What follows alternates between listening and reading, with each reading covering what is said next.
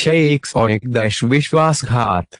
इस दृश्य को देखकर दूसरों को एक गहरा सदमा लगा। किसने सोचा होगा कि प्रसिद्ध प्रताप साहब को एक युवक द्वारा इतनी आसानी से हरा दिया जाएगा। गुरुदेव राघव जुयाल और अन्य लोगों ने कहा कि वे प्रताप साहब की तरफ भागे। सभी ने देवेंद्र को गुस्से से देखा, लेकिन साथ ही उन्हें उससे डर भी लग रहा था। आप में से कोई भी देवेंद्र पर हमला नहीं करेगा, प्रताप साहब ने खुद को स्थिर किया और अपने शिष्यों को कहा। वे बड़ी मुश्किल से खुद से खड़े होने में कामयाब हुए। सभी ने प्रताप साहब को चिंता भरी नजरों से देखा। ये भी सच था कि अगर प्रताप साहब यहाँ नहीं होते तो उन सभी को मारना देवेंद्र के लिए बेहद आसान होता। काकाश्री, मैं कोई हत्यारा नहीं हूँ, देवेंद्र मुस्कुराया और उसने विद्युत की ओर देखा। वो तुरंत ही अपनी जगह से गायब हो गया और तुरंत विद्युत के सामने दिखाई दिया। आप क्या कर रहे हैं? विद्युत की अभिव्यक्ति बदल गई। उसने महसूस किया कि उसकी आध्यात्मिक शक्ति को सील कर दिया गया था। देवेंद्र उसके सामने खड़ा था, लेकिन उसने आगे कोई कदम नहीं उठाया। भाई विद्युत, आप प्रताप काका के मुख्य शिष्य हैं, इसलिए आपको पता होना चाहिए कि युद्धपथ के सभी स्तर सिर्फ एक नींव हैं। वही पवित्र युद्धपथ से वास्तविक साधना की शुरुआत होती है। देवेंद्र की आवाज शांत और सुखदायक थी। पार्थ जैसे अन्य लोगों को इस बारे में कोई सुराग नहीं है कि उसके कहने का क्या मतलब है। मुझे पता है, विद्युत ने बिना किसी आवाज के शरीर में सील को तोड़ने की कोशिश की। युद्धपथ को नींव को मजबूत करने के लिए जाना जाता है। इसे नश्वर मंडल के रूप में भी जाना जाता है। नश्वर मंडल के बाद आध्यात्मिक मंडल और फिर पृथ्वी मंडल आता है। आध्यात्मिक मंडल को नश्वर दुनिया में पवित्र युद्धपथ के रूप में जाना जाता है, जहां किसी साधक की शक्ति नश्वर व्यक्ति की सीमा से अधिक हो जाती है। नश्वर मंडल, आध्यात्मिक मंडल, पृथ्वी मंडल। उसके विश्लेषण ने पार्थ के साथ बाकी सभी को अवाक कर दिया और सभी गहरे विचार में चले गए। यह कल्पना करना कठिन था कि युद्धपथ केवल साधना की नींव मजबूत करने का एक दायरा था। दुनिया आपकी सोच से कहीं बड़ी है। आपके गुरुवार आध्यात्मिक मंडल के दूसरे सितारे पर है और वो कबीले में सिर्फ एक चींटी की तरह है, देवेंद्र ने मजाक में कहा। एक चींटी? सभी शिष्य गुस्से में आ गए। हमारे गुरुवार को अपमानित मत करो, राघव जुयाल और विशेष दोनों चिल्लाए। देवेंद्र के चेहरे पर अभी भी मुस्कान थी और वो उन सब के चिल्लाने से परेशान नहीं हुआ। भले ही वो अकेला था, फिर भी उसे 10 युद्धपथ और एक पवित्र युद्धपथ के साधकों से कोई खतरा नहीं था। प्रताप साहब के पक्ष ने किसी भी तरह की बेवकूफी करने की हिम्मत नहीं की। ये महासाधक की वास्तविक शक्ति है। यदि किसी के पास पर्याप्त ताकत हो तो उसे पूरे प्रांत से भी डरने की कोई आवश्यकता नहीं है। पार्थ ये सब देखकर थोड़ा हैरान और असहाय था। उसके सामने खड़े युवक के पास पूरे प्रताप महल को अपने पैरों के नीचे कुचलने की शक्ति थी। देखो, मुझे लगता है कि तुम्हारे गुरुवार भी मुझसे असहमत नहीं होंगे कि वो कबीले के सिर्फ एक साधारण शिष्य थे। वही तुम्हारे जैसे प्रतिभाशाली व्यक्ति भला के कमजोर गुरुवार के सानिध्य में कितने आगे जा पाएंगे? देवेंद्र ने धीरे से कहा। ये सुनकर विद्युत का चेहरा लाल हो गया था। उसने अपने शरीर के अंदर सील को तोड़ने की कोशिश की, लेकिन वो एक बार फिर से विफल रहा। आप मुझसे क्या चाहते हैं? विद्युत ने आखिरकार हार मान ली। उसे ये स्वीकार करना पड़ा कि देवेंद्र की शक्ति उसके गुरुवार से भी अधिक थी और साथ ही देवेंद्र के गुरुवार आध्यात्मिक मंडल को भी पार कर करके पृथ्वी मंडल में पहुंच गए थे। मेरे गुरुवार पृथ्वी मंडल में पहुंचने के बाद अब अर्धचंद्र कबीले के आचार्य बन गए हैं। वो एक सच्चे शक्तिशाली व्यक्ति हैं। तुम्हें उनसे बहुत कुछ सीखने को मिलेगा। देवेंद्र की आवाज में उत्साह और प्रशंसा साफ झलक रही थी। पृथ्वी मंडल ये एक ऐसा युद्ध स्तर था जहां प्रताप साहब कभी भी नहीं पहुंच सकते थे। देवेंद्र के शब्दों ने प्रताप साहब को भी अवाक कर दिया। शायद देवेंद्र ने जो बात की वो बिल्कुल सच थी। इस समय दोनों पक्ष बेहद शांत थे। प्रताप साहब ने दुखी होकर विद्युत से कहा, विद्युत, आप स्वयं निर्णय ले सकते हैं। हाय हा हा। काकाश्री, आप सच में कितने भोले हैं। क्या आपको लगता है कि आप विद्युत के गुरुवार बनने के योग्य हैं? देवेंद्र की हंसी से अभिमान साफ महसूस किया जा सकता था। वो एक बार फिर से विद्युत से बोला, मेरे गुरुवार को आचार्य अधीरा के रूप में जाना जाता है और वो आपको अपना शिष्य बनने का मौका दे रहे हैं। क्या आप इसके लिए तैयार हैं गुरुदेव? ये विद्युत के चेहरे पर हिचकिचाहट दिखाई दी। यदि आप मेरे गुरुवार का शिष्य बनने के लिए सहमत हैं, तो आप सीधे आंतरिक शिष्य बन सकते हैं। इस तरह आप बाकी शिष्यों से आगे निकल जाएंगे और आपके पास आर्यावर्त की सच्ची प्रतिभाओं में शामिल होने का मौका होगा। देवेंद्र की आवाज गर्व से भरी थी। पार्थ और अन्य लोग भी इस बारे में सोचे बिना नहीं रह सके। आर्यावर्त की सच्ची प्रतिभाएं किस स्तर पर होंगी? यदि आप किसी आचार्य के मुख्य शिष्य बन जाते हैं, तो आपके पास एक उज्ज्वल भविष्य होगा। देवेंद्र ने सपनीली आवाज में कहा। उसने विद्युत पर हमला नहीं किया, इसके बजाय उसने बाहरी दुनिया के बारे में बात की। इस समय विद्युत का निर्णय बेहद महत्वपूर्ण था। वो या तो एक नीच बाहरी शिष्य बन सकता था या कबीले के आचार्य का मुख्य शिष्य बन सकता था। हे, आपको एक और बात भी जानना चाहिए। प्रताप साहब और मैं गुरुवार के बीच दोस्ताना संबंध नहीं है। यदि आप कबीले में प्रताप साहब के शिष्य के रूप में शामिल होते हैं, तो मैं वादा कर सकता हूँ कि आपकी तकलीफ में कोई कमी नहीं आएगी। देवेंद्र के चेहरे पर एक कुटिल मुस्कान थी। ये कल्पना करना मुश्किल नहीं था कि प्रताप साहब और देवेंद्र के गुरुवार एक संबंध अच्छा नहीं था। यदि कोई प्रताप साहब के शिष्य के रूप में कबीले में प्रवेश करता है, तो उसे निश्चित तौर पर प्रताड़ित किया जाएगा और इससे उसका भविष्य अवरुद्ध हो जाएगा। कोई फर्क नहीं पड़ता कि विद्युत कितना प्रतिभाशाली था, वो अभी भी कबीले के आचार्य की नजर में बस एक चींटी था। यदि वे उसे बढ़ने से रोकना चाहते हैं, तो ये काम उनके लिए बेहद आसान होगा। ये सुनकर विद्युत के माथे पर ठंडा पसीना दिखाई दिया। तो आपका निर्णय क्या है? देवेंद्र ने धीरे से अपने हाथों को लहराया और विद्युत की आध्यात्मिक शक्ति की सील को खोल दिया। प्रताप साहब और देवेंद्र को देखते हुए विद्युत के चेहरे पर हिचकिचाहट और संघर्ष के भाव दिखाई दिए। अन्य शिष्य उस पर चिल्लाने वाले थे, लेकिन प्रताप साहब ने उन्हें रोक दिया। अंत में विद्युत ने दुख भरी अभिव्यक्ति से कहा, मैं आचार्य अधीरा का शिष्य बनने के लिए तैयार हूँ। अच्छा, मेरा यकीन मानो आपको इस फैसले पर पछतावा नहीं होगा। देवेंद्र के चेहरे पर एक संतुष्ट मुस्कान दिखाई दी। फिर वो प्रताप साहब के सामने आ गया। काकाश्री, मैं इस शिष्य को लेने के लिए यहाँ आया था और अब जब वो मेरे साथ आने के लिए तैयार है, तो आपको कोई समस्या नहीं होनी चाहिए। देवेंद्र ने एक कुटिल अभिव्यक्ति के साथ प्रताप साहब को देखा। उसकी नजर में चंचलता थी। वो प्रताप साहब की असहाय अभिव्यक्ति को देखकर बहुत खुश था। ठीक है, प्रताप साहब के चेहरे पर निराशा साफ झलक रही थी। ऐसा लग रहा था कि वो ही एक पल में 20 साल बूढ़े हो गए हो।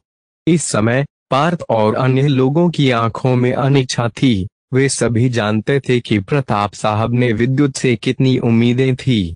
इस समय उनके सबसे प्यारे शिष्य को दुश्मन द्वारा उसकी आंखों के ठीक सामने से ले जाया गया था, तो वो भला कैसे दुखी नहीं होते?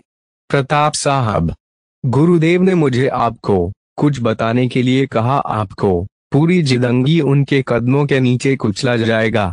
आपकी सबसे प्यारी चीज, फिर चाहे वो कोई महिला हो या शिष्य, सभी को छीन लिया जाएगा। देवेंद्र ने जाने से पहले ठंडी मुस्कान से कहा। प्रताप साहब क्रोध से जलने लगे। आपको पूरी जिंदगी उनके कदमों के नीचे कुचला जाएगा। आपकी सबसे प्यारी चीज, फिर चाहे वो कोई महिला हो या शिष्य, सभी को छीन लिया जाएगा। पूरे भवन में 2 बार वाक्य गूंज उठे। पार्थ और अन्य लोगों के दिल क्रोध से भर गए। ये कल्पना करना मुश्किल था कि प्रताप साहब के साथ कबीले में क्या क्या हुआ होगा। प्रताप साहब को उस व्यक्ति ने बार बार प्रताड़ित किया और यहाँ तक कि उस महिला को भी छीन लिया जिसे वो प्यार करते थे।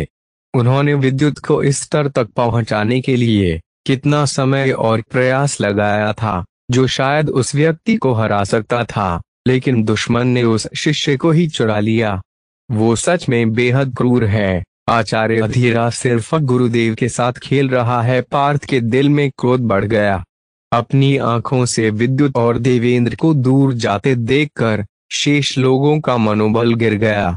राघव जुयाल, विशेष, विक्रांत सभी गुस्से में फुफकार रहे थे और गुरुदेव को धोखा देने के लिए विद्युत को गालियां दे रहे थे। विद्युत को दोष मत दो, प्रताप साहब ने कड़वाहट से कहा। गुरुदेव, आप अभी भी उस कमीने का बचाव क्यों कर रहे हैं? विक्रांत ने गुस्से में कहा। प्रताप साहब ने एक गहरी सांस ली के रूप में कहा, विद्युत बहुत समझदार है। वो जानता था कि अगर वो देवेंद्र की बात से सहमत नहीं होगा तो उसकी साधना पंगु बना दिया जाएगा, क्योंकि वो इतना प्रतिभाशाली था कि उसे कबीले के शीर्ष आचार्य अपना शिष्य बना लेते, और आचार्य अधीरा ऐसा कभी होने नहीं देता। प्रताप साहब के विश्लेषण को सुनकर पार्थ और अन्य तुरंत समझ गए। विद्युत के पास कोई विकल्प नहीं था। प्रताप साहब ने खुद को शांत किया और शेष शिष्यों को देखा। विद्युत चला गया, लेकिन अभी भी 3 शिष्य प्रवेश परीक्षा में भाग ले सकते हैं। अब जब विद्युत जा चुका था तो प्रतियोगिता कम हो गई थी, जो अन्य शिष्यों के लिए अच्छी बात थी। आप लोगों की क्षमता विद्युत की तुलना में बहुत कम है, इसलिए जब आप कबीले में प्रवेश करेंगे तो आचार्य अधीरा आपको तब तक व्यक्तिगत रूप से परेशान नहीं करेगा जब तक आप शानदार प्रदर्शन न करें, लेकिन ध्यान रहे कि कबीले में अन्य शिष्य भी होंगे। प्रताप साहब की आवाज बेहद कमजोर थी। उन्हें शेष शिष्यों से बहुत उम्मीद नहीं थी। वो सिर्फ अपने गुरुवार होने का कर्तव्य पूरा कर रहे थे। 6 राधा कहाँ है? सभी शिष्य उस टूटे भवन में चुपचाप खड़े थे। पार्थ ने प्रताप साहब की आंखों में आशा की आखिरी किरण को गायब होते देखा। पार्थ को पता था कि विद्युत ही प्रताप साहब की एकमात्र सहारा था और उन्हें अन्य शिष्यों से बहुत उम्मीद नहीं थी। कोई भी प्रतिभा कबीले में प्रवेश करना पसंद करेगी, लेकिन समस्या यह थी कि अगर वे प्रवेश करते हैं तो उन्हें समस्याओं का सामना करना पड़ सकता है। ये कल्पना करना मुश्किल नहीं था कि हालात बहुत कठिन और चुनौतीपूर्ण होंगे, लेकिन पार्थ ने महसूस किया कि उसके अंदर एक जलती हुई लौ प्रज्वलित हो गई है। अचानक उसकी दाहिनी आंख में एक नीली लौ दिखाई दी, जो आग की तरह लग रहा था। मैं इसके लिए तैयार हूँ, चाहे वहां कितनी भी मुश्किलें क्यों ना झेलनी पड़े। मैं उस कमीने विद्युत को एहसास कराऊंगा कि उसने कितनी बड़ी गलती की है, विशेष ने अपने दांत पीसते हुए कहा। ऐसा लग रहा था कि दूसरों ने भी अभी तक हार नहीं मानी। इन शिष्यों के बीच में विशेष एक सबसे ईमानदार और वफादार था। मैं भी हार नहीं मान सकता। हर 3 साल में केवल एक ही बार प्रवेश परीक्षा होती है। विक्रांत ने जल्द ही कुछ सोचने के बाद जवाब दिया। आमतौर पर कबीले के लिए प्रवेश परीक्षा हर 3 साल में होता था, लेकिन कभी कभी ये 5 साल बाद भी होता था।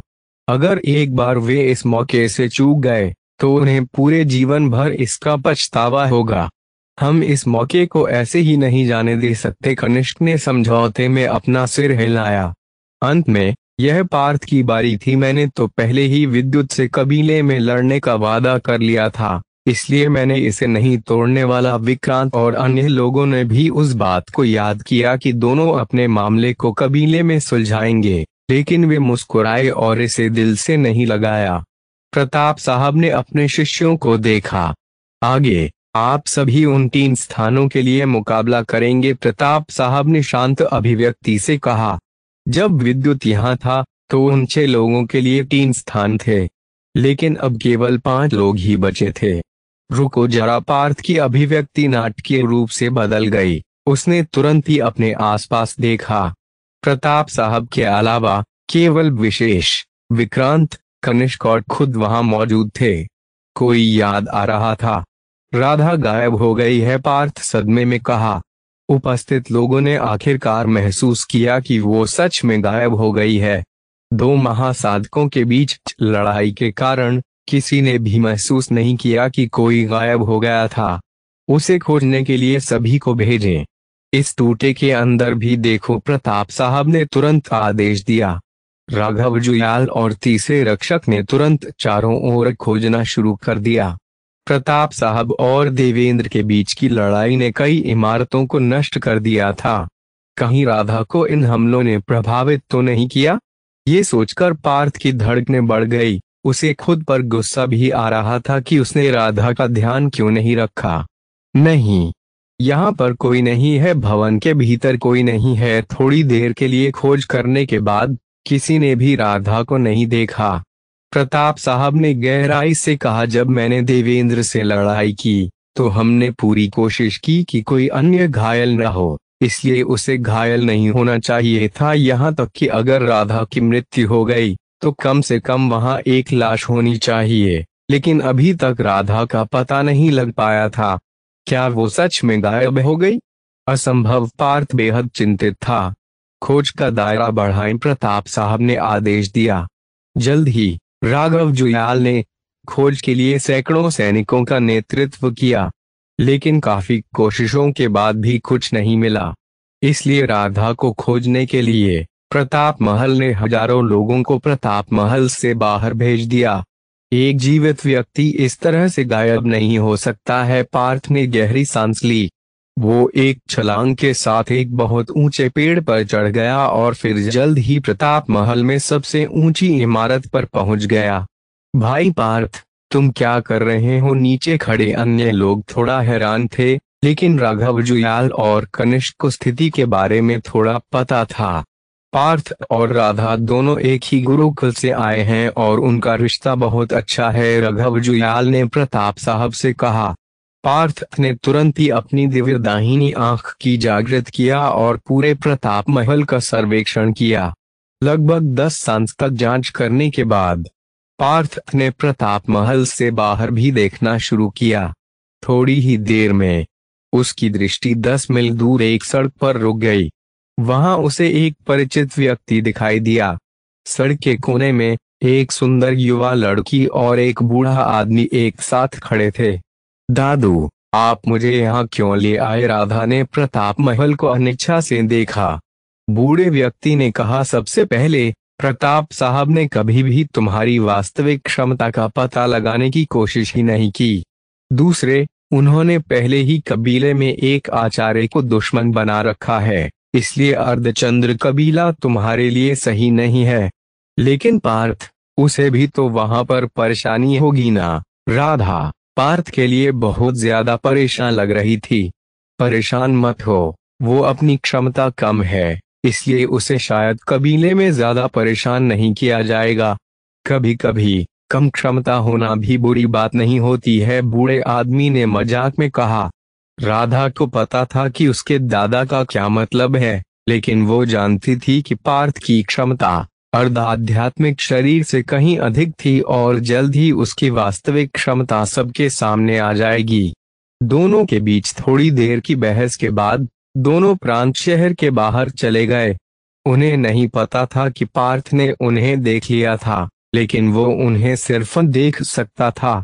वो नहीं जानता था कि वे क्या बातें कर रहे थे, लेकिन राधा को ठीक देखने के बाद कि उसने एक गहरी सांस ली। वो राधा के लिए बहुत परेशान था। उसने सोचा कि क्या उसे राधा के पास जाना चाहिए। वैसे भी अब विद्युत जा चुका था और आज सुबह राधा की जांच करने के बाद पार्थ ने ये महसूस किया था कि राधा की शक्ति अब विशेष और विक्रांत से कम नहीं है, इसलिए वो आसानी से 3 में से एक स्थान प्राप्त कर लेगी। लेकिन तभी उसे प्रताप साहब की चेतावनी याद आई कि उन्हें कबीले में काफी मुश्किल हो सकती है, और अगर राधा भी उनके साथ गई तो उसको भी इन मुश्किलों का सामना करना पड़ेगा।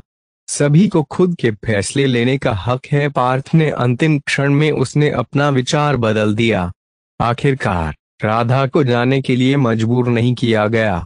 जो व्यक्ति उसे ले गया वो उसके दादा थे और पार्थ ने पहले ही महसूस किया था कि वो व्यक्ति उतना सरल नहीं था जितना कि वो दिखता था, क्योंकि बिना किसी की नजर में आए राधा को प्रताप महल से दूर ले जाना इतना आसान नहीं था। यह पुष्टि करने के बाद कि राधा सुरक्षित थी, पार्थ आध्यात्मिक कक्ष में वापस आ गया। उस दिन प्रताप महल की सेनाओं ने जल्द ही पूरे प्रांत शहर में राधा को छान मारा और आखिरकार उन्होंने उसे ढूंढ ही लिया। वापस आकर सबने बताया कि एक बूढ़ा आदमी उसके साथ यात्रा कर रहा था। राधा के दादाजी बहुत रहस्यमय व्यक्ति है। पार्थ ने समझाया कि राधा उनके साथ सुरक्षित रहेगी। प्रताप साहब ने बहुत ज्यादा नहीं सोचा था। उनका मुख्य शिष्य पहले ही जा चुका था, इसलिए उनके लिए किसी बाहरी शिष्य का जाना कोई बड़ी बात नहीं थी। लेकिन फिर भी उन्हें अभी भी अपने शिक्षक के रूप में अपना कर्तव्य निभाया और आदेश दिया कि कुछ लोग उनके साथ जाकर उन्हें अपने गंतव्य तक सुरक्षित पहुंचने में मदद करें। फिर वे अपने शिष्यों के पास आ गए। अब आप चारों उन 3 स्थानों के लिए मुकाबला करेंगे, प्रताप साहब ने मौजूद 4 लोगों को देखते हुए कहा। विशेष के पास सबसे अधिक प्रतिभा थी, लेकिन विद्युत की तुलना में अभी भी बहुत दूर था। उसके बाद विक्रांत, फिर कनिष्क और अंत में पार्थ था। तो निर्णय था विशेष, विक्रांत और कनिष्क। प्रताप साहब ने उनकी क्षमता के हिसाब से फैसला किया कि वो 3 कौन होंगे, लेकिन पार्थ अभी भी किसी को चुनौती देकर उनमें से एक बन सकता है। जब विद्युत वहां पर था तब भी प्रताप साहब यही तरीका अपनाने वाले थे, लेकिन उस अवांछित अतिथि ने उनको बाधित कर दिया था। मैं विक्रांत को चुनौती देना चाहता हूं, पार्थ ने बिना किसी हिचकिचाहट के कहा। उन तीनों में वो विक्रांत को सबसे ज्यादा नापसंद करता था। तुम मुझे चुनौती देना चाहते हो? विक्रांत थोड़ा आश्चर्यचकित था। विक्रांत और विशेष दोनों आज्ञा चक्र के अंतिम चरण में पहुंच गए थे। उन्होंने मूल रूप से सोचा था कि पार्थ कनिष्क को चुनौती देगा, क्योंकि तब उसके जीतने की अधिक संभावना थी। कनिष्क ने एक गहरी सांस ली। वो पार्थ के प्रति बेहद सावधान था। ठीक है, फिर मुकाबला शुरू करो, राघव जुयाल ने घोषणा की। प्रताप साहब और राघव जुयाल दोनों मौजूद थे और राघव को पार्थ से बहुत उम्मीदें थी, जबकि प्रताप साहब भावहीन बने रहे। भाई पार्थ, आज तो हम अपनी पूरी ताकत से लड़ सकते हैं। विक्रांत ने अपने होंठों पर मुस्कान थी और वो सोच रहा था कि उसे पार्थ को कैसे दंडित करना चाहिए। पिछली बार जब वो तंग आ गया था, क्योंकि उसे अपनी साधना को पार्थ के स्तर तक दबा दिया, फिर हारने के बाद उसकी बड़ी बेइज्जती हुई थी।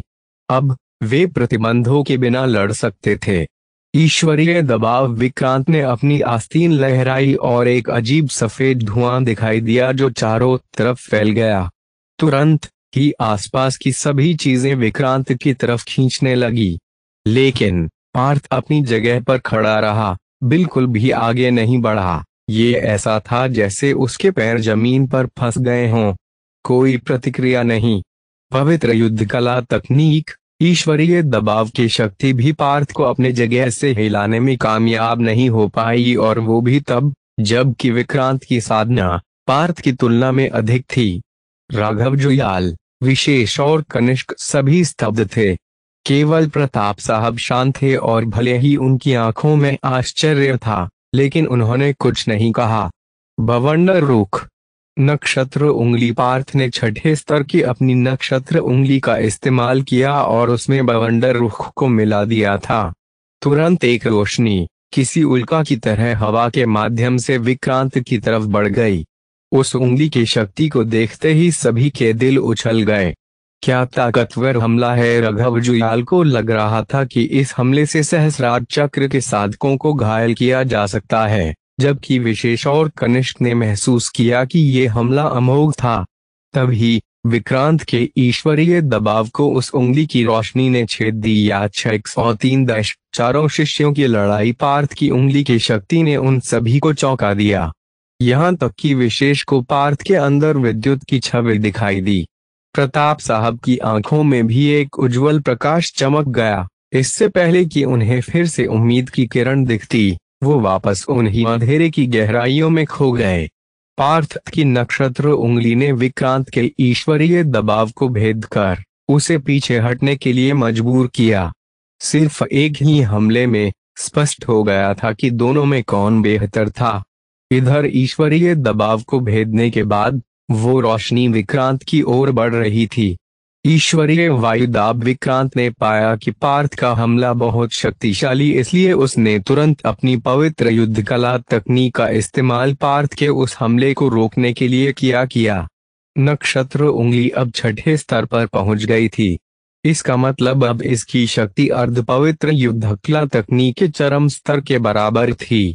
सबसे भयानक बात यह थी कि पार्थ ने बवंडर रुख को इसमें मिला दिया था और इसने नक्षत्र उंगली को और भी मजबूत बना दिया। मैंने बवंडर रुख को 50 से 60 तक बवंडर स्टांस को नक्षत्र उंगली में मिलाया है, इसके बावजूद इसकी शक्ति बहुत ज्यादा बढ़ गई है। पार्थ थोड़ा आश्चर्यचकित था। विक्रांत ने तुरंत अपनी गति बढ़ाकर किसी तरह से उस हमले से बच पाया। ये लड़का इतना मजबूत कब हुआ? ये तो विशेष से भी अधिक भयानक है। विक्रांत ने पार्थ का परीक्षण करने की कोशिश की। उसने सोचा यदि वो पार्थ पर अपना शक्तिशाली हमला करे तो वह जीत पाएगा। बहती हवा रुक, पारदर्शी छाया कदम, लेकिन तभी पार्थ की गति गुना तेज हो गई और उसका शरीर गायब हो गया। वो हवा के साथ बिना किसी आवाज के आगे बढ़ा, यहाँ तक कि पार्थ ने अपनी गति बढ़ाने के लिए विक्रांत के ईश्वरीय वायुदाब में मौजूद हवा की शक्ति भी उसके लिए उपयोगी साबित हो रही थी। विक्रांत डर गया था। वो नहीं देख पा रहा था कि पार्थ कहाँ था। बवंडर रुख, नक्षत्र उंगली। एक बार फिर से रोशनी की किरण दिखाई दी और ये शक्ति पिछले बार की तुलना में थोड़ी अधिक थी। विक्रांत के दिल ठंड से कांप गया और उसने पार्थ के हमले को अवरुद्ध करने के लिए अपनी पवित्र युद्ध कला तकनीक का इस्तेमाल किया। जैसे ही दोनों हमले आपस में टकराए, चारों तरफ हवा की एक लहर चारों ओर फैल गई। विक्रांत को अपनी बाह में तेज दर्द महसूस हुआ। उसने देखा कि उसकी आस्तीन में एक छेद हो गया था और इसमें से खून टपक रहा था। केवल 2 से 3 हमलों में विक्रांत घायल हो चुका था। जल्द ही पार्थ ने उसे गति और शक्ति के मामले में पीछे छोड़ दिया। विक्रांत पर इतना दबाव था कि वो ठीक से सांस नहीं ले पा रहा था। भले ही उसने अपनी पूरी कोशिश की, फिर भी वो पार्थ को घायल नहीं कर पा रहा था। वायुदाब कंटिका। विक्रांत ने एक हताश होकर अपना सबसे मजबूत हमला जारी किया। तुरंत सफेद धुएं ने कई कांटों का गठन किया जो पार्थ की ओर लक्ष्य करके चलाई गई थी। इसकी शक्ति सहस्रार चक्र के साधकों को भी डरा सकती है। रजत सुरक्षा कवच। पार्थ बिल्कुल भी विचलित नहीं हुआ। एक अर्धपारदर्शी चांदी की चमक उसके चारों ओर दिखाई दी और एक टन की आवाज के साथ इसने विक्रांत के सबसे शक्तिशाली हमले को अवरुद्ध कर दिया। रजत सुरक्षा कवच भी बिल्कुल भी नहीं टूटा था। इसका मतलब ये था कि विक्रांत का सबसे मजबूत हमला भी पार्थ की रक्षा कवच को तोड़ नहीं सकता था। क्या भयानक रक्षा कवच है! भले ही हम सभी ने एक साथ हमला किया, फिर भी इसे जल्दी तोड़ने में सक्षम नहीं होंगे। विशेष ने अविश्वास में पार्थ को देखा। शाबाश, तुमने रजत दीवार तकनीक को इस स्तर तक प्रशिक्षित कर लिया है। राघव जुयाल बेहद उत्साहित थे। उन्हें ये स्वीकार करना पड़ा कि पार्थ ने हर बार उनकी उम्मीद से बढ़कर प्रदर्शन किया था। ये इतना भी बुरा नहीं है। अभी तक भावहीन रहे प्रताप साहब ने आखिरकार अपना मुंह खोला। अपने अनुभव के साथ प्रताप साहब देख सकते थे कि पार्थ ने पवित्र युद्ध कला तकनीक को अपने हमलों में मिला दिया था। पूरे मुकाबले के दौरान पार्थ ने 10 हमले भी नहीं किए, उसके बावजूद उसका पल्लड़ा भारी लग रहा था। विक्रांत को देखकर ऐसा लग रहा था कि उसने अपनी आत्मा खो दी थी। ये उसके लिए बहुत बड़ा झटका था। उसे यकीन नहीं हो रहा था कि वो खुद से कम साधना, उम्र और प्रतिभा वाले किसी व्यक्ति से हार जाएगा, लेकिन ये वास्तविकता थी। भले ही वो इस पर विश्वास नहीं करना चाहता था, लेकिन सच यही था। पार्थ की प्रतिभा सच में अद्भुत है, यहाँ तक कि विद्युत कुछ मामलों में उससे हार गया था। विशेष ने धीमे स्वर में कहा। ये सुनकर विक्रांत ने थोड़ा बेहतर महसूस किया। ये सच था कि स्मृति के मामले में विद्युत पार्थ से हार गया था। पहले मुकाबले के दौरान पार्थ ने विद्युत के पूर्ण रक्षा घेरे को भी तोड़ दिया था। यहाँ तक कि जानवरों के हमले के दौरान विद्युत के युद्धांक पार्थ की तुलना में बहुत कम थे। अंत में विद्युत ने भी पार्थ को चुनौती दी कि वो कबीले में उससे मुकाबला करेगा और पार्थ ने बिना किसी हिचकिचाहट के उसकी चुनौती को स्वीकार कर लिया था। तुम सही कह रहे हो, ये लड़का सच में एक राक्षस है, लेकिन सौभाग्य से उसकी शारीरिक क्षमता उच्च नहीं है। ये सोचकर विक्रांत का दिल फिर से खुश हो गया। क्षमता के मामले में पार्थ विद्युत से बहुत पीछे था, यहाँ तक कि वो विक्रांत से भी पीछे था, लेकिन इसके बावजूद पार्थ कुछ पहलुओं में विद्युत को हरा सकता था। ये तक सोचते हुए राघव जुयाल और प्रताप साहब ने एक दूसरे पर नजर डाली। प्रताप साहब की आंखों में आशा की एक धुंधली सी झिलमिलाहट दिखाई दी, लेकिन वो जल्द ही बुझ गई। ये स्पष्ट था कि उन्हें अभी भी भरोसा नहीं था कि पार्थ विद्युत की जगह ले सकता है। कबीले की पृष्ठभूमि होने के कारण प्रताप साहब जानते थे कि साधकों के लिए शारीरिक क्षमता कितनी महत्वपूर्ण थी। विक्रांत को हराने के बाद पार्थ ने अब एक जगह पक्की कर ली थी। दूसरों को भी लगा कि वो शायद विशेष से भी मजबूत था। पार्थ की ने प्रताप साहब की अभिव्यक्ति में हुए बदलाव को देखा, लेकिन भले ही उसका प्रदर्शन बहुत अच्छा था, वो शायद विद्युत की जगह नहीं ले पाएगा। विक्रांत के हारने के बाद भी उसके पास अभी भी किसी को चुनौती देने का एक मौका था। मैं कनिष्क को चुनता हूँ। विक्रांत उम्मीद से ज्यादा शांत था। वो जानता था कि वो पार्थ को नहीं हरा सकता था, और अगर वो विशेष से लड़ता है तो शायद थोड़ी मुश्किल हो जाए, इसलिए वो केवल कनिष्क को चुनौती दे सकता था। वो साधना, प्रतिभा और बेहतर युद्ध कला में कनिष्क से कहीं आगे था। जल्द ही मुकाबला शुरू हो गया। विक्रांत और कनिष्क ने एक दूसरे पर 50 हमले किए, लेकिन फिर कनिष्क हार गया। दोनों के बीच का अंतर बहुत बड़ा था। ठीक है, तो अब तीनों स्थान की पुष्टि हो गई है। कनिष्क, निराश ना हो, मुझे अब भी उम्मीद है कि आप मेरे उत्तराधिकारी बन सकते हैं। प्रताप साहब की आवाज शांत थी।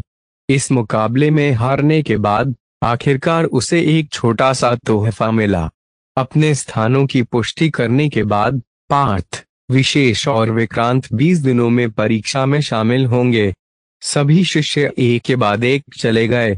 पार्थ, थोड़ी देर रुको। प्रताप साहब ने उसे वहीं पर रुकने के लिए कहा। आध्यात्मिक कक्ष के अंदर केवल पार्थ और प्रताप साहब मौजूद थे। आपके गुरुवार का नाम प्रताप सिंह है और मैंने बहुत पहले अर्धचंद्र कबीले में प्रवेश किया था, लेकिन मैं 30 साल की उम्र से पहले आध्यात्मिक मंडल तक पहुंचने में कामयाब नहीं हुआ। उसके बाद मैं श्रीनगर प्रांत में नश्वर संसार की रक्षा का प्रभारी बन गया। प्रताप साहब ने अपने अतीत का वर्णन किया। पार्थ ने महसूस किया कि भले ही प्रताप साहब आध्यात्मिक मंडल में पहुंच गए हो, फिर भी वे कबीले के आंतरिक शिष्य बनने में सक्षम नहीं हो पाए थे।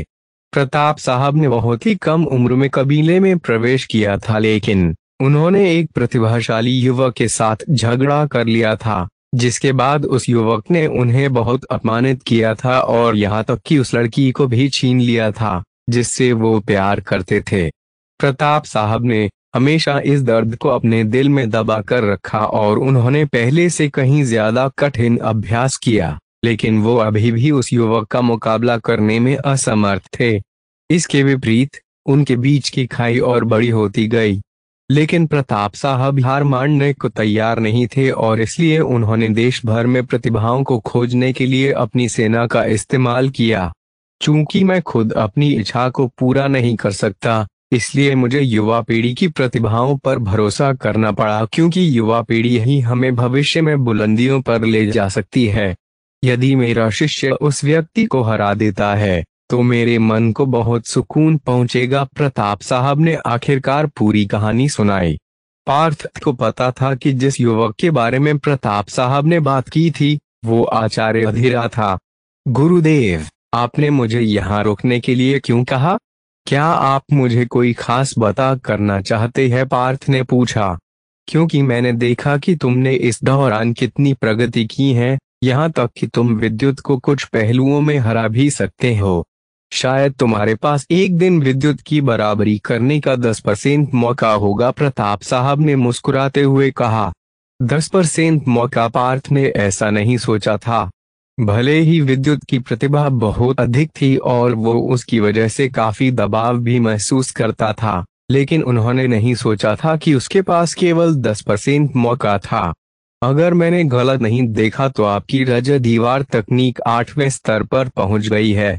शरीर की मजबूती के मामले में आप विद्युत से आगे हैं। यदि आप अर्धचंद्र कबीले में प्रवेश करने के बाद स्वर्ण धातु तकनीक प्राप्त करने में सक्षम हैं, तो आपके पास बहुत अधिक संभावना होगी। प्रताप साहब की आंखें उम्मीद से चमक उठी।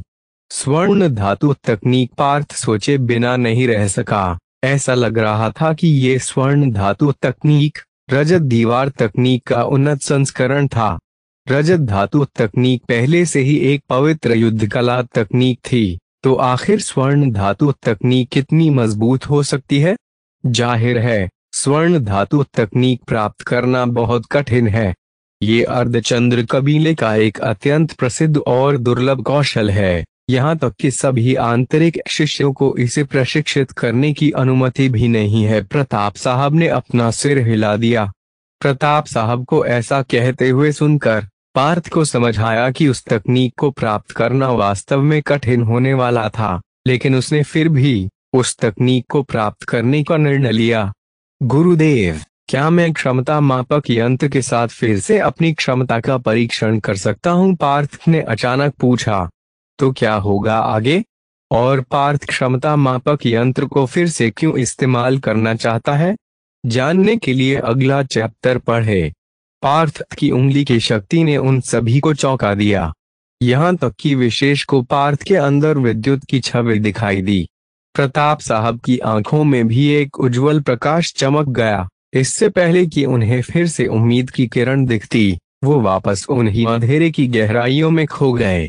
पार्थ की नक्षत्र उंगली ने विक्रांत के ईश्वरीय दबाव को भेद कर उसे पीछे हटने के लिए मजबूर किया। सिर्फ एक ही हमले में स्पष्ट हो गया था कि दोनों में कौन बेहतर था। इधर ईश्वरीय दबाव को भेदने के बाद वो रोशनी विक्रांत की ओर बढ़ रही थी। ईश्वरीय वायुदाब। विक्रांत ने पाया कि पार्थ का हमला बहुत शक्तिशाली, इसलिए उसने तुरंत अपनी पवित्र युद्ध कला तकनीक का इस्तेमाल पार्थ के उस हमले को रोकने के लिए किया। नक्षत्र उंगली अब 6ठे स्तर पर पहुंच गई थी।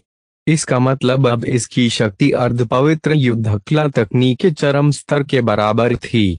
सबसे भयानक बात यह थी कि पार्थ ने बवंडर रुख को इसमें मिला दिया था और इसने नक्षत्र उंगली को और भी मजबूत बना दिया।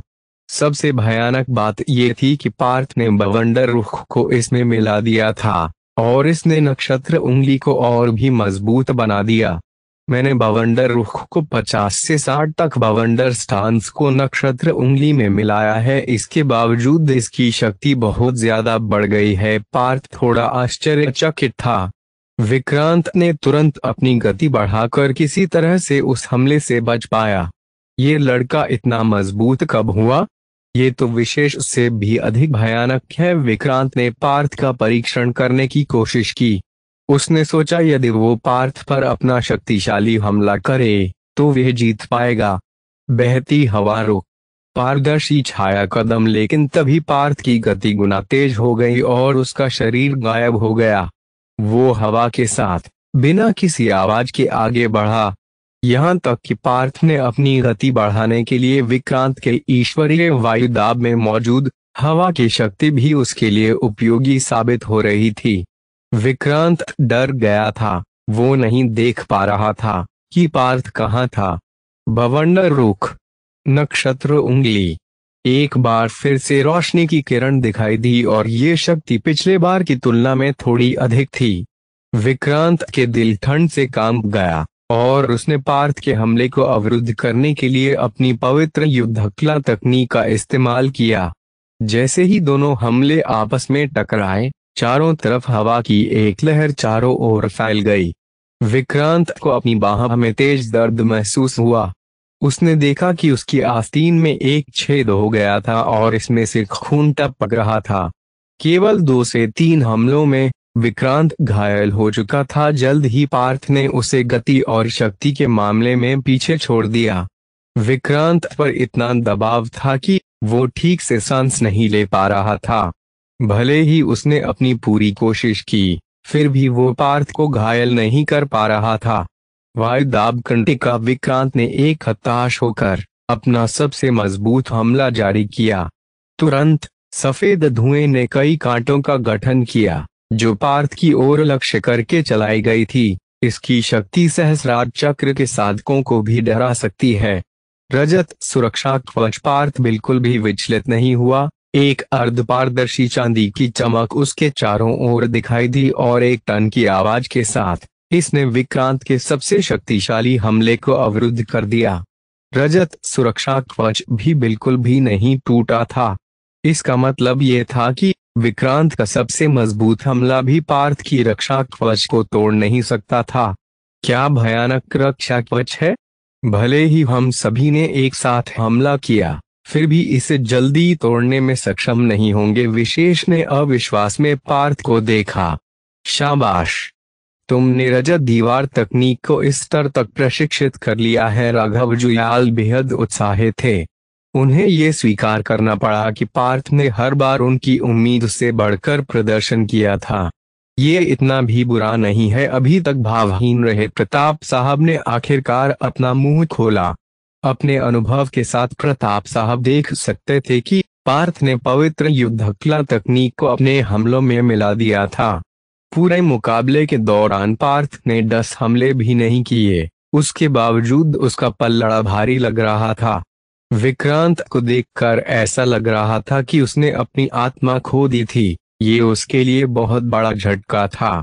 उसे यकीन नहीं हो रहा था कि वो खुद से कम साधना, उम्र और प्रतिभा वाले किसी व्यक्ति से हार जाएगा। लेकिन ये वास्तविकता थी। भले ही वो इस पर विश्वास नहीं करना चाहता था, लेकिन सच यही था। पार्थ की प्रतिभा सच में अद्भुत है, यहाँ तक कि विद्युत कुछ मामलों में उससे हार गया था। विशेष ने धीमे स्वर में कहा। ये सुनकर विक्रांत ने थोड़ा बेहतर महसूस किया।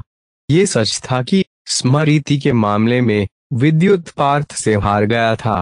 पहले मुकाबले के दौरान पार्थ ने विद्युत के पूर्ण रक्षा घेरे को भी तोड़ दिया था। यहाँ तक कि जानवरों के हमले के दौरान विद्युत के युद्धांक पार्थ की तुलना में बहुत कम थे। अंत में विद्युत ने भी पार्थ को चुनौती दी कि वो कबीले में उससे मुकाबला करेगा, और पार्थ ने बिना किसी हिचकिचाहट के उसकी चुनौती को स्वीकार कर लिया था। तुम सही कह रहे हो, ये लड़का सच में एक राक्षस है, लेकिन सौभाग्य से उसकी शारीरिक क्षमता उच्च नहीं है। ये सोचकर विक्रांत का दिल फिर से खुश हो गया। क्षमता के मामले में पार्थ विद्युत से बहुत पीछे था, यहाँ तक कि वो विक्रांत से भी पीछे था। लेकिन इसके बावजूद पार्थ कुछ पहलुओं में विद्युत को हरा सकता था। ये तक सोचते हुए राघव जुयाल और प्रताप साहब ने एक दूसरे पर नजर डाली। प्रताप साहब की आंखों में आशा की एक धुंधली सी झिलमिलाहट दिखाई दी, लेकिन वो जल्द ही बुझ गई। ये स्पष्ट था कि उन्हें अभी भी भरोसा नहीं था कि पार्थ विद्युत की जगह ले सकता है। कबीले की पृष्ठभूमि होने के कारण प्रताप साहब जानते थे कि साधकों के लिए शारीरिक क्षमता कितनी महत्वपूर्ण थी। विक्रांत को हराने के बाद पार्थ ने अब एक जगह पक्की कर ली थी। दूसरों को भी लगा कि वो शायद विशेष से भी मजबूत था। पार्थ की ने प्रताप साहब की अभिव्यक्ति में हुए बदलाव को देखा, लेकिन भले ही उसका प्रदर्शन बहुत अच्छा था, वो शायद विद्युत की जगह नहीं ले पाएगा। विक्रांत के हारने के बाद भी उसके पास अभी भी किसी को चुनौती देने का एक मौका था। मैं कनिष्क को चुनता हूँ। विक्रांत उम्मीद से ज्यादा शांत था। वो जानता था कि वो पार्थ को नहीं हरा सकता था, और अगर वो विशेष से लड़ता है तो शायद थोड़ी मुश्किल हो जाए, इसलिए वो केवल कनिष्क को चुनौती दे सकता था। वो साधना, प्रतिभा और बेहतर युद्ध कला में कनिष्क से कहीं आगे था। जल्द ही मुकाबला शुरू हो गया। विक्रांत और कनिष्क ने एक दूसरे पर 50 हमले किए, लेकिन फिर कनिष्क हार गया। दोनों के बीच का अंतर बहुत बड़ा था। ठीक है, तो अब तीनों स्थान की पुष्टि हो गई है। कनिष्क, निराश ना हो, मुझे अब भी उम्मीद है कि आप मेरे उत्तराधिकारी बन सकते हैं। प्रताप साहब की आवाज शांत थी। इस मुकाबले में हारने के बाद आखिरकार उसे एक छोटा सा तोहफा मिला। अपने स्थानों की पुष्टि करने के बाद पार्थ, विशेष और विक्रांत 20 दिनों में परीक्षा में शामिल होंगे। सभी शिष्य एक के बाद एक चले गए। पार्थ थोड़ी देर रुको, प्रताप साहब ने उसे वहीं पर रुकने के लिए कहा। आध्यात्मिक कक्ष के अंदर केवल पार्थ और प्रताप साहब मौजूद थे। आपके गुरुवार का नाम प्रताप सिंह है और मैंने बहुत पहले अर्धचंद्र कबीले में प्रवेश किया था, लेकिन मैं 30 साल की उम्र से पहले आध्यात्मिक मंडल तक पहुंचने में कामयाब नहीं हुआ। उसके बाद मैं श्रीनगर प्रांत में नश्वर संसार की रक्षा का प्रभारी बन गया। प्रताप साहब ने अपने अतीत का वर्णन किया।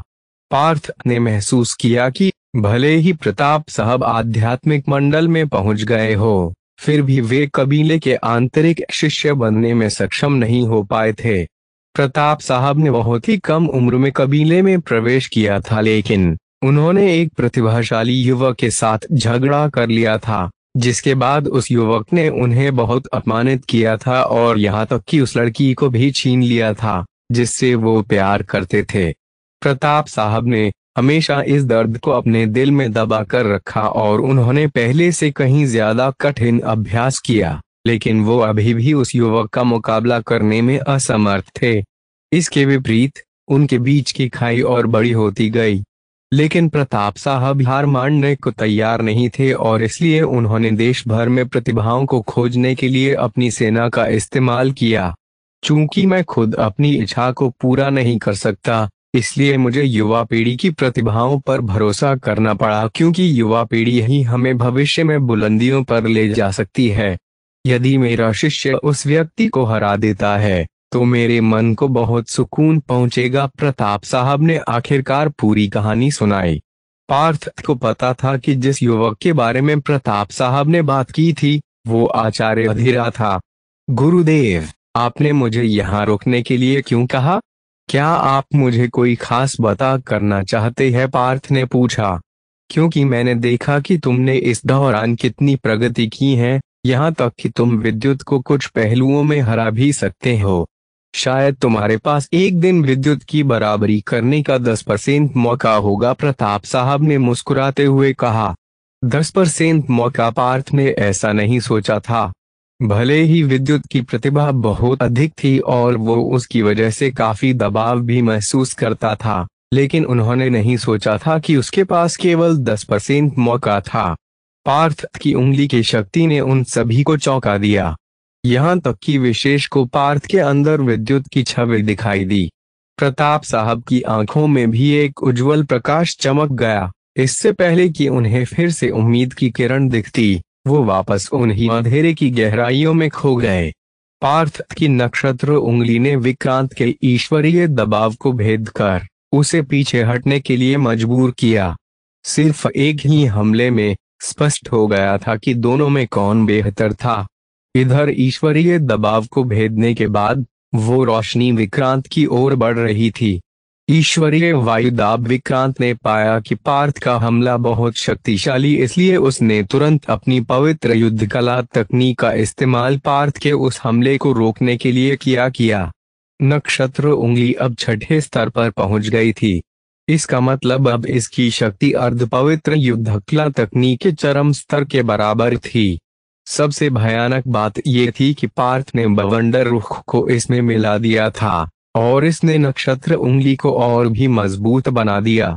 मैंने बवंडर रुख को 50 से 60 तक बवंडर स्टांस को नक्षत्र उंगली में मिलाया है, इसके बावजूद इसकी शक्ति बहुत ज्यादा बढ़ गई है। पार्थ थोड़ा आश्चर्यचकित था। विक्रांत ने तुरंत अपनी गति बढ़ाकर किसी तरह से उस हमले से बच पाया। ये लड़का इतना मजबूत कब हुआ? ये तो विशेष से भी अधिक भयानक है। विक्रांत ने पार्थ का परीक्षण करने की कोशिश की। उसने सोचा यदि वो पार्थ पर अपना शक्तिशाली हमला करे तो वह जीत पाएगा। बहती हवा रुक, पारदर्शी छाया कदम, लेकिन तभी पार्थ की गति गुना तेज हो गई और उसका शरीर गायब हो गया। वो हवा के साथ बिना किसी आवाज के आगे बढ़ा, यहाँ तक कि पार्थ ने अपनी गति बढ़ाने के लिए विक्रांत के ईश्वरीय वायुदाब में मौजूद हवा की शक्ति भी उसके लिए उपयोगी साबित हो रही थी। विक्रांत डर गया था। वो नहीं देख पा रहा था कि पार्थ कहाँ था। बवंडर रुख, नक्षत्र उंगली। एक बार फिर से रोशनी की किरण दिखाई दी और ये शक्ति पिछले बार की तुलना में थोड़ी अधिक थी। विक्रांत के दिल ठंड से कांप गया और उसने पार्थ के हमले को अवरुद्ध करने के लिए अपनी पवित्र युद्धकला तकनीक का इस्तेमाल किया। जैसे ही दोनों हमले आपस में टकराए, चारों तरफ हवा की एक लहर चारों ओर फैल गई। विक्रांत को अपनी बाह में तेज दर्द महसूस हुआ। उसने देखा कि उसकी आस्तीन में एक छेद हो गया था और इसमें से खून टपक रहा था। केवल 2 से 3 हमलों में विक्रांत घायल हो चुका था। जल्द ही पार्थ ने उसे गति और शक्ति के मामले में पीछे छोड़ दिया। विक्रांत पर इतना दबाव था कि वो ठीक से सांस नहीं ले पा रहा था। भले ही उसने अपनी पूरी कोशिश की, फिर भी वो पार्थ को घायल नहीं कर पा रहा था। वायु दाब कंटिका। विक्रांत ने एक हताश होकर अपना सबसे मजबूत हमला जारी किया। तुरंत सफेद धुएं ने कई कांटों का गठन किया जो पार्थ की ओर लक्ष्य करके चलाई गई थी। इसकी शक्ति सहस्रार चक्र के साधकों को भी डरा सकती है। रजत सुरक्षा कवच। पार्थ बिल्कुल भी विचलित नहीं हुआ। एक अर्धपारदर्शी चांदी की चमक उसके चारों ओर दिखाई दी और एक टन की आवाज के साथ इसने विक्रांत के सबसे शक्तिशाली हमले को अवरुद्ध कर दिया। रजत सुरक्षा कवच भी बिल्कुल भी नहीं टूटा था।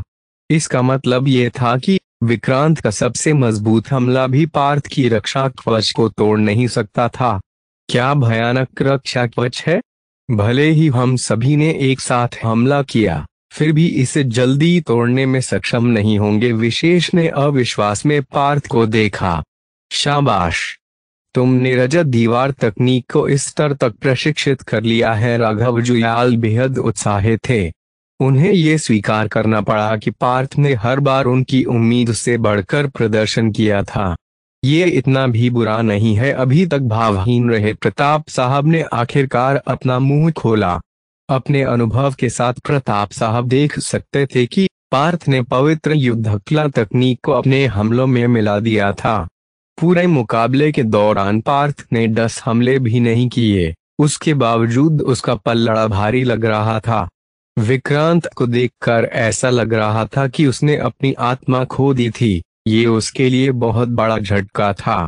उसे यकीन नहीं हो रहा था कि वो खुद से कम साधना, उम्र और प्रतिभा वाले किसी व्यक्ति से हार जाएगा।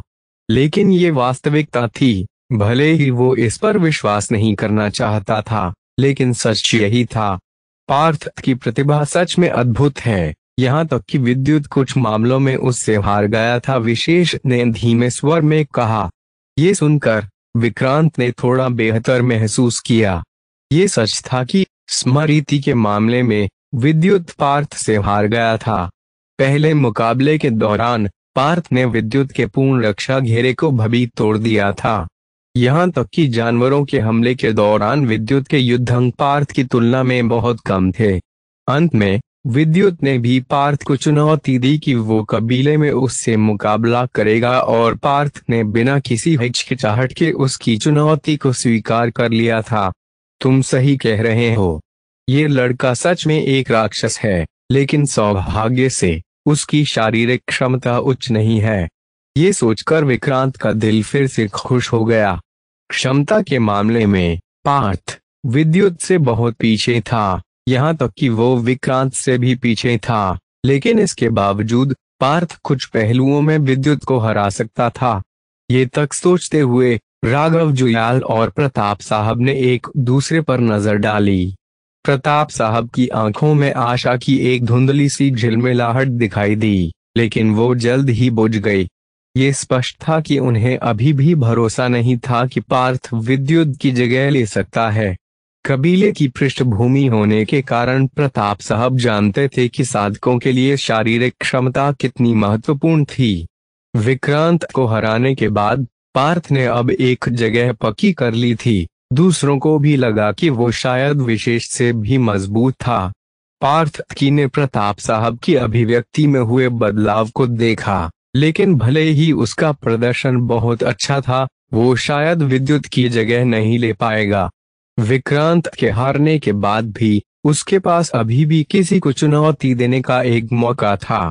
मैं कनिष्क को चुनता हूँ। विक्रांत उम्मीद से ज्यादा शांत था। वो जानता था कि वो पार्थ को नहीं हरा सकता था और अगर वो विशेष से लड़ता है तो शायद थोड़ी मुश्किल हो जाए, इसलिए वो केवल कनिष्क को चुनौती दे सकता था। वो साधना, प्रतिभा और बेहतर युद्ध कला में कनिष्क से कहीं आगे था। जल्द ही मुकाबला शुरू हो गया। विक्रांत और कनिष्क ने एक दूसरे पर 50 हमले किए, लेकिन फिर कनिष्क हार गया। दोनों के बीच का अंतर बहुत बड़ा था। ठीक है, तो अब तीनों स्थान की पुष्टि हो गई है।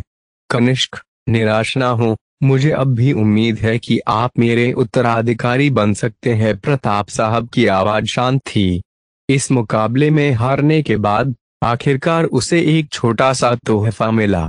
अपने स्थानों की पुष्टि करने के बाद पार्थ, विशेष और विक्रांत 20 दिनों में परीक्षा में शामिल होंगे। सभी शिष्य एक के बाद एक चले गए। पार्थ, थोड़ी देर रुको। प्रताप साहब ने उसे वहीं पर रुकने के लिए कहा।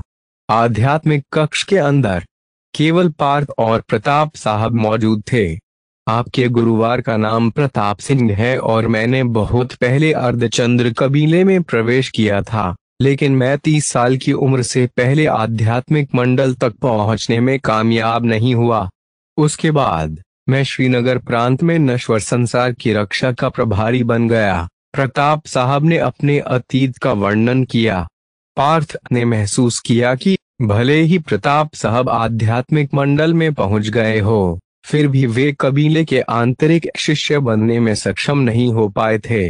प्रताप साहब ने बहुत ही कम उम्र में कबीले में प्रवेश किया था, लेकिन उन्होंने एक प्रतिभाशाली युवक के साथ झगड़ा कर लिया था, जिसके बाद उस युवक ने उन्हें बहुत अपमानित किया था और यहाँ तक कि उस लड़की को भी छीन लिया था जिससे वो प्यार करते थे। प्रताप साहब ने हमेशा इस दर्द को अपने दिल में दबा कर रखा और उन्होंने पहले से कहीं ज्यादा कठिन अभ्यास किया, लेकिन वो अभी भी उस युवक का मुकाबला करने में असमर्थ थे। इसके विपरीत उनके बीच की खाई और बड़ी होती गई, लेकिन प्रताप साहब हार मानने को तैयार नहीं थे और इसलिए उन्होंने देश भर में प्रतिभाओं को खोजने के लिए अपनी सेना का इस्तेमाल किया। चूंकि मैं खुद अपनी इच्छा को पूरा नहीं कर सकता, इसलिए मुझे युवा पीढ़ी की प्रतिभाओं पर भरोसा करना पड़ा, क्योंकि युवा पीढ़ी ही हमें भविष्य में बुलंदियों पर ले जा सकती है। यदि मेरा शिष्य उस व्यक्ति को हरा देता है तो मेरे मन को बहुत सुकून पहुंचेगा। प्रताप साहब ने आखिरकार पूरी कहानी सुनाई। पार्थ को पता था कि जिस युवक के बारे में प्रताप साहब ने बात की थी वो आचार्य अधीरा था। गुरुदेव, आपने मुझे यहाँ रोकने के लिए क्यों कहा? क्या आप मुझे कोई खास बता करना चाहते हैं? पार्थ ने पूछा। क्योंकि मैंने देखा कि तुमने इस दौरान कितनी प्रगति की है, यहाँ तक कि तुम विद्युत को कुछ पहलुओं में हरा भी सकते हो। शायद तुम्हारे पास एक दिन विद्युत की बराबरी करने का 10% मौका होगा। प्रताप साहब ने मुस्कुराते हुए कहा। 10% मौका? पार्थ ने ऐसा नहीं सोचा था।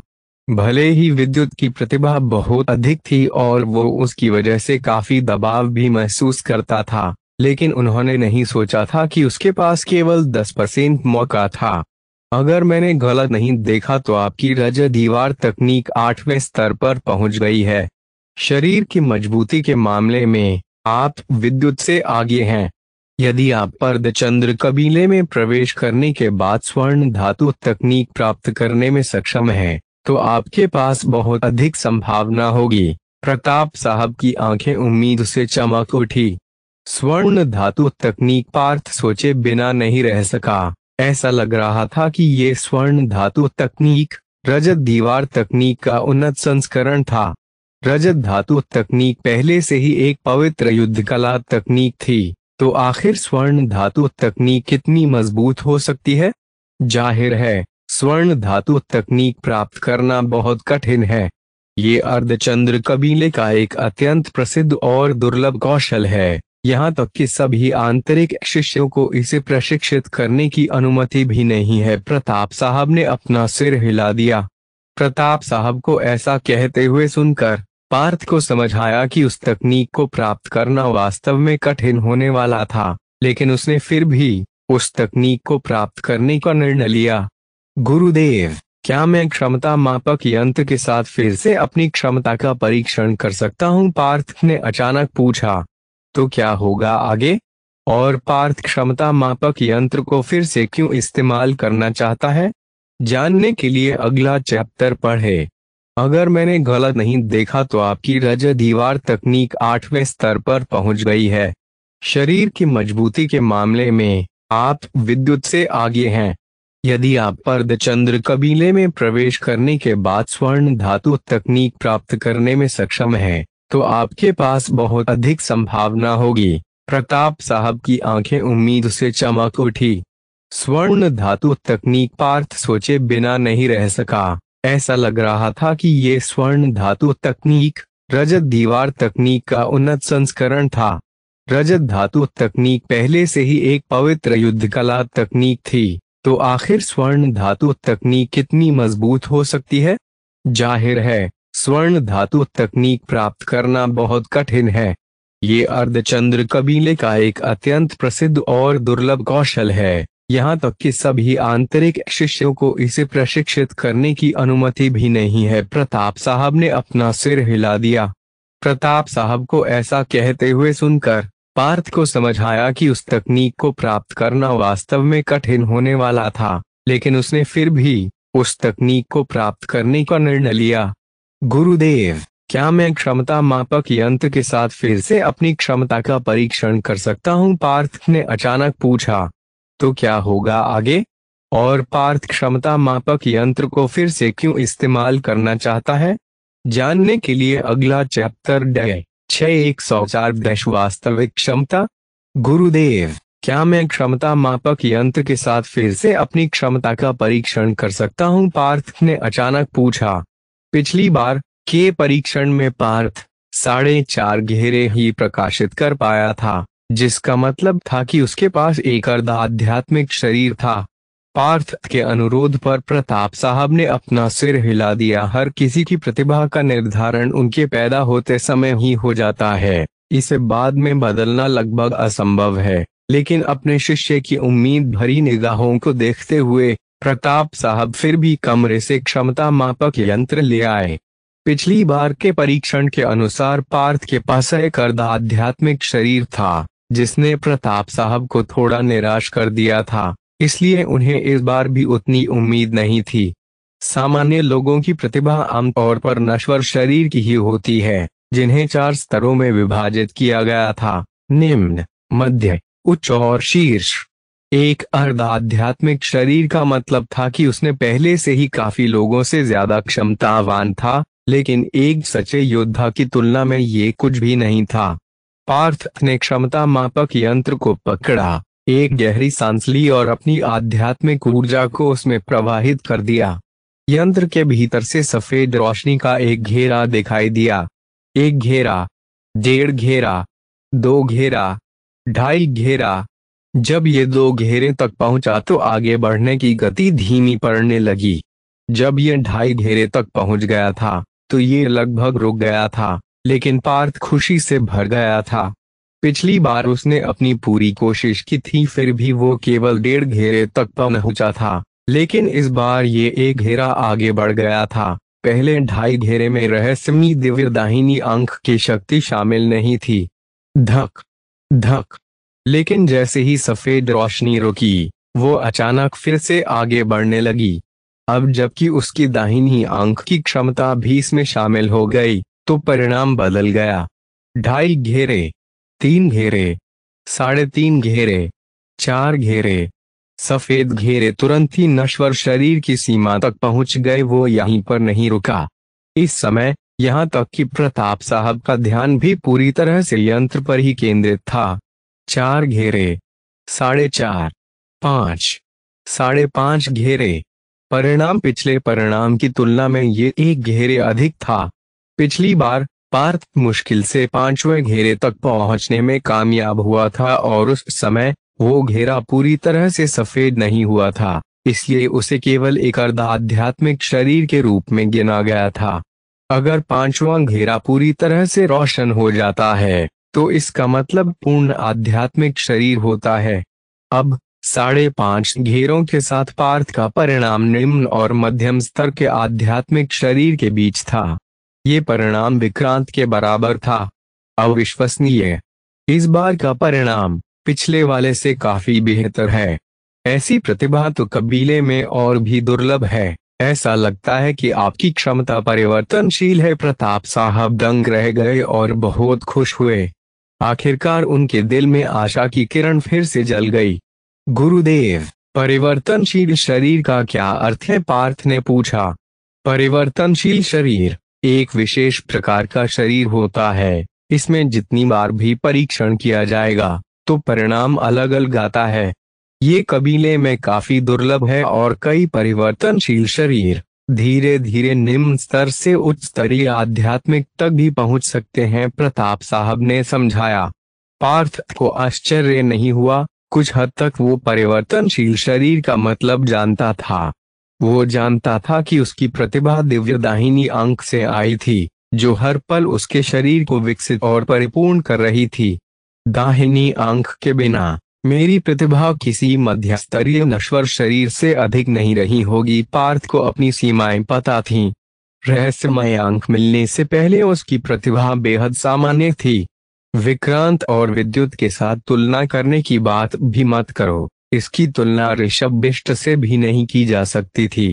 पार्थ की असली प्रतिभा की पुष्टि करते हुए प्रताप साहब खुश और उम्मीद से भरे थे। परिवर्तनशील शरीर का मतलब था कि आने वाले समय में पार्थ की प्रतिभा इस बार से भी अधिक हो सकती है। कुछ बार फिर से परीक्षण करो, प्रताप साहब ने आशा से भरकर कहा। ठीक है, पार्थ ने अपना सिर हिलाया और ध्यान केंद्रित किया और अपनी आध्यात्मिक ऊर्जा को एक बार फिर यंत्र में डाल दिया। लेकिन परिणाम अभी भी वही था, 5.5 घेरे। 5.5 घेरे। तुम्हारे और विद्युत के बीच अभी भी काफी बड़ा अंतर है। जब उसने अपनी क्षमता का परीक्षण किया था तो ये 8.5 घेरे के करीब था। 8 घेरों का अर्थ है शीर्ष स्तर का आध्यात्मिक शरीर, प्रताप साहब ने आप भरी। पहले 4 घेरों का मतलब नश्वर शरीर के 4 स्तरों से था। 5वें से 8वें घेरे आध्यात्मिक शरीर के 4 स्तरों के लिए था और विद्युत की प्रतिभा 8.5 घेरे तक पहुंच गई थी। क्या किसी की क्षमता आध्यात्मिक शरीर से बेहतर हो सकती है? पार्थ थोड़ा उत्सुक था। हाँ, विद्युत पौराणिक पृथ्वी आध्यात्मिक शरीर से केवल आधा कदम दूर था और इसके बाद आता है आकाश आध्यात्मिक शरीर। प्रताप साहब ने गहरी सांस ली। पृथ्वी आध्यात्मिक शरीर और आकाश आध्यात्मिक शरीर। पार्थ का दिमाग हिल गया। ऐसा लग रहा था कि उसका अनुमान सही था। एकमात्र समस्या ये है कि पृथ्वी और आकाश आध्यात्मिक शरीर को लंबे समय से नहीं देखा गया है। कम से कम पिछले 100 वर्षों में ये गढ़वाल क्षेत्र में प्रकट नहीं हुआ है। विद्युत पृथ्वी आध्यात्मिक शरीर से केवल 1 कदम दूर है, इसलिए आपको पता होना चाहिए कि उसकी क्षमता बहुत अधिक है। प्रताप साहब ने आप भरी और उनकी अभिव्यक्ति फिर से उदास हो गई, लेकिन जैसे ही उनकी दृष्टि पार्थ पर पड़ी, आशा की एक धुंधली सी किरण फिर से दिखाई दी। आखिरकार सामने वाले के पास एक परिवर्तनशील शरीर था जिसकी तुलना पृथ्वी आध्यात्मिक शरीर से की जा सकती थी। प्रवेश परीक्षा में अभी भी 20 दिन बाकी हैं। इस अवधि में आप मुझसे कुछ भी पूछ सकते हैं, प्रताप साहब ने पार्थ को बताया। पार्थ को पता था कि प्रताप साहब ने अब उस पर अपनी सारी उम्मीदें लगा दी हैं और वो उसकी हर जरूरत को पूरा करेंगे। उसने और भी पवित्र युद्ध कला तकनीक के प्रशिक्षण के बारे में पूछा, लेकिन प्रताप साहब ने उसे बताया कि आध्यात्मिक मंडल से पहले केवल 1 या 2 पवित्र युद्ध कला तकनीक में प्रशिक्षण काफी था। पार्थ पहले से ही एक मुख्य पवित्र युद्ध तकनीक और 4 सहायक तकनीक सीख रहा था। यदि उसे कोई और तकनीक चुनता तो इससे उसका बहुत सारा समय बर्बाद होता। यदि आप प्रजा दीवार तकनीक को 10वें स्तर तक प्रशिक्षित कर लेते हैं और अपने शरीर की क्षमता के साथ आध्यात्मिक मंडल में प्रवेश करते हैं तो आपके पास कबीले में पवित्र युद्ध कला चुनने का मौका होगा, प्रताप साहब ने मुस्कुराते हुए कहा। जाहिर है कबीले में यहाँ से कहीं ज्यादा तकनीकें थी। गुरुदेव, साधना के कुल कितने स्तर होते हैं? पार्थ ने पूछा। कबीले में उपलब्ध जानकारी के अनुसार नश्वर मंडल के 10 स्तर, आध्यात्मिक मंडल के 7 सितारे और पृथ्वी मंडल के 3 स्वर्ग। प्रताप साहब ने उन्हें साधना के स्तर के बारे में बताया। नश्वर मंडल, आध्यात्मिक मंडल, पृथ्वी मंडल। नश्वर मंडल को युद्ध पथ के रूप में भी जाना जाता था और इस स्तर का उद्देश्य शरीर को एक मजबूत आधार प्रदान करना होता है। आध्यात्मिक मंडल 7 सितारों में विभाजित है और नश्वर लोग इसे पवित्र युद्ध पथ के रूप में जानते हैं। पृथ्वी मंडल 3 स्वर्गों में विभाजित है और आचार्य धीरा इस स्तर का साधक है। पार्थ के जाने से पहले प्रताप साहब ने इसे यंत्र सौंप दिया। जब आपके पास कुछ खाली समय हो तो अपनी प्रतिभा का अधिक परीक्षण करना, क्योंकि एक परिवर्तनशील शरीर की क्षमता हमेशा एक जैसी नहीं होती है, प्रताप साहब ने उम्मीद से कहा। उन्हें आशा थी कि पार्थ की प्रतिभा और भी अधिक होगी। पार्थ ने यंत्र ले लिया और अपने भवन में लौट आया। दरवाजा बंद करके पार्थ ने एक गहरी सांस ली और एक बार फिर उसने अपनी आध्यात्मिक ऊर्जा यंत्र में डाल दी। 1 घेरा, 2 घेरा, 3 घेरा, 4 घेरा। धक धक। उसकी दाहिनी आंख की धड़कन के बाद 5.5 प्रकाशित हो गए। लेकिन इसी क्षण पार्थ की दाहिनी आंख की पुतली पर एक हल्का नीला प्रकाश दिखाई दिया। जब वो परीक्षण कर रहा था उसने अपनी दाहिनी आंख पर पूरा दबाव डाला। जल्द ही और भी घेरे दिखाई देने से यंत्र और ज्यादा चमकदार हो गया। 5.5, 6, 6.5, 7 घेरे। उसके बाद घेरों की गति धीमी होने लगी और धीरे धीरे ये 7.5 तक पहुंच गया था, लेकिन जो अंतिम परिणाम आया वो 8.5 था। इस समय पार्थ की दिव्य दाहिनी आंख अपनी अधिकतम शक्ति पर पहुंच गई थी। इस रहस्यमय दाहिनी आंख की क्षमता हो सच में भयानक है। पार्थ हैरान था। जब उसने पूरा प्रयास किया तो उसकी प्रतिभा विद्युत के बराबर हो गई थी। पार्थ को लग रहा था कि शायद उसकी इस दाहिनी आंख में असीम क्षमता है और जैसे जैसे उसकी साधना बढ़ेगी तो ये और भी शक्तियां प्रकट करेगी। प्रवेश परीक्षा में अभी भी 20 दिन बाकी थे और पार्थ ने एक बेहतर नींव बनाने के लिए मुख्य रूप से अपनी रजत दीवार तकनीक पर ध्यान केंद्रित किया। 3 दिन बाद पार्थ ने सुनहरे सुदृढ़ीकरण चूर्ण को उपयोग करने का फैसला किया। ये चूर्ण बेहद अराजक और प्रभावशाली था और इसलिए इसे बड़ी ही सावधानी से प्रयोग किया जाता था। अपनी आवश्यकता के अनुसार पार्थ ने चूर्ण को उबलते गर्म पानी के कुंड में डाल दिया। जैसे ही वो इस तरल के अंदर गया पार्थ ने महसूस किया कि उसकी हड्डियां टूट रही हैं। ये एहसास मौत से भी बदतर था। अब उसे समझ में आया कि ऐसा क्यों कहा गया था कि आज्ञा चक्र के आधे साधक इसका इस्तेमाल करने पर अपंग हो जाएंगे। लेकिन सौभाग्य से पार्थ ने रजत धातु तकनीक का प्रशिक्षण लिया था और वो इस अराजक ऊर्जा को नियंत्रित करने में सक्षम था। अपनी दिव्य दाहिनी आंख की क्षमता से पार्थ तरल को तेजी से अवशोषित करने में सक्षम था, लेकिन उस समय दर्द काफी बढ़ गया। पूरे 3 दिन और 3 रातों तक पार्थ सुनहरे सुदृढ़ीकरण चूर्ण से ऊर्जा को अवशोषित करता रहा। सुनहरे सुदृढ़ीकरण चूर्ण का उपयोग करने के बाद उसकी रजत धातु तकनीक में कई गुना वृद्धि हुई। अगर मेरे पास इस चूर्ण का एक और थैला होता तो मैं रजत धातु तकनीक के 8वें स्तर तक पहुंचने में सक्षम हो जाता, पार्थ ने सोचा। उन्होंने इस मामले में मदद करने के लिए प्रताप साहब से मिलने का फैसला किया। वैसे भी इस समय कबीले की प्रवेश परीक्षा के लिए केवल 10 दिन शेष थे। 605 के दाकंड पर्वत। पार्थ तुरंत प्रताप साहब के भवन की ओर चल पड़ा। संयोग से उसे अपने नौकरों से खबर मिली कि प्रताप साहब उससे मिलना चाहते हैं। आध्यात्मिक कक्ष के अंदर पिछले कुछ दिनों से क्षमता परीक्षण कैसा चल रहा है? प्रताप साहब की आंखों में उम्मीद जगी।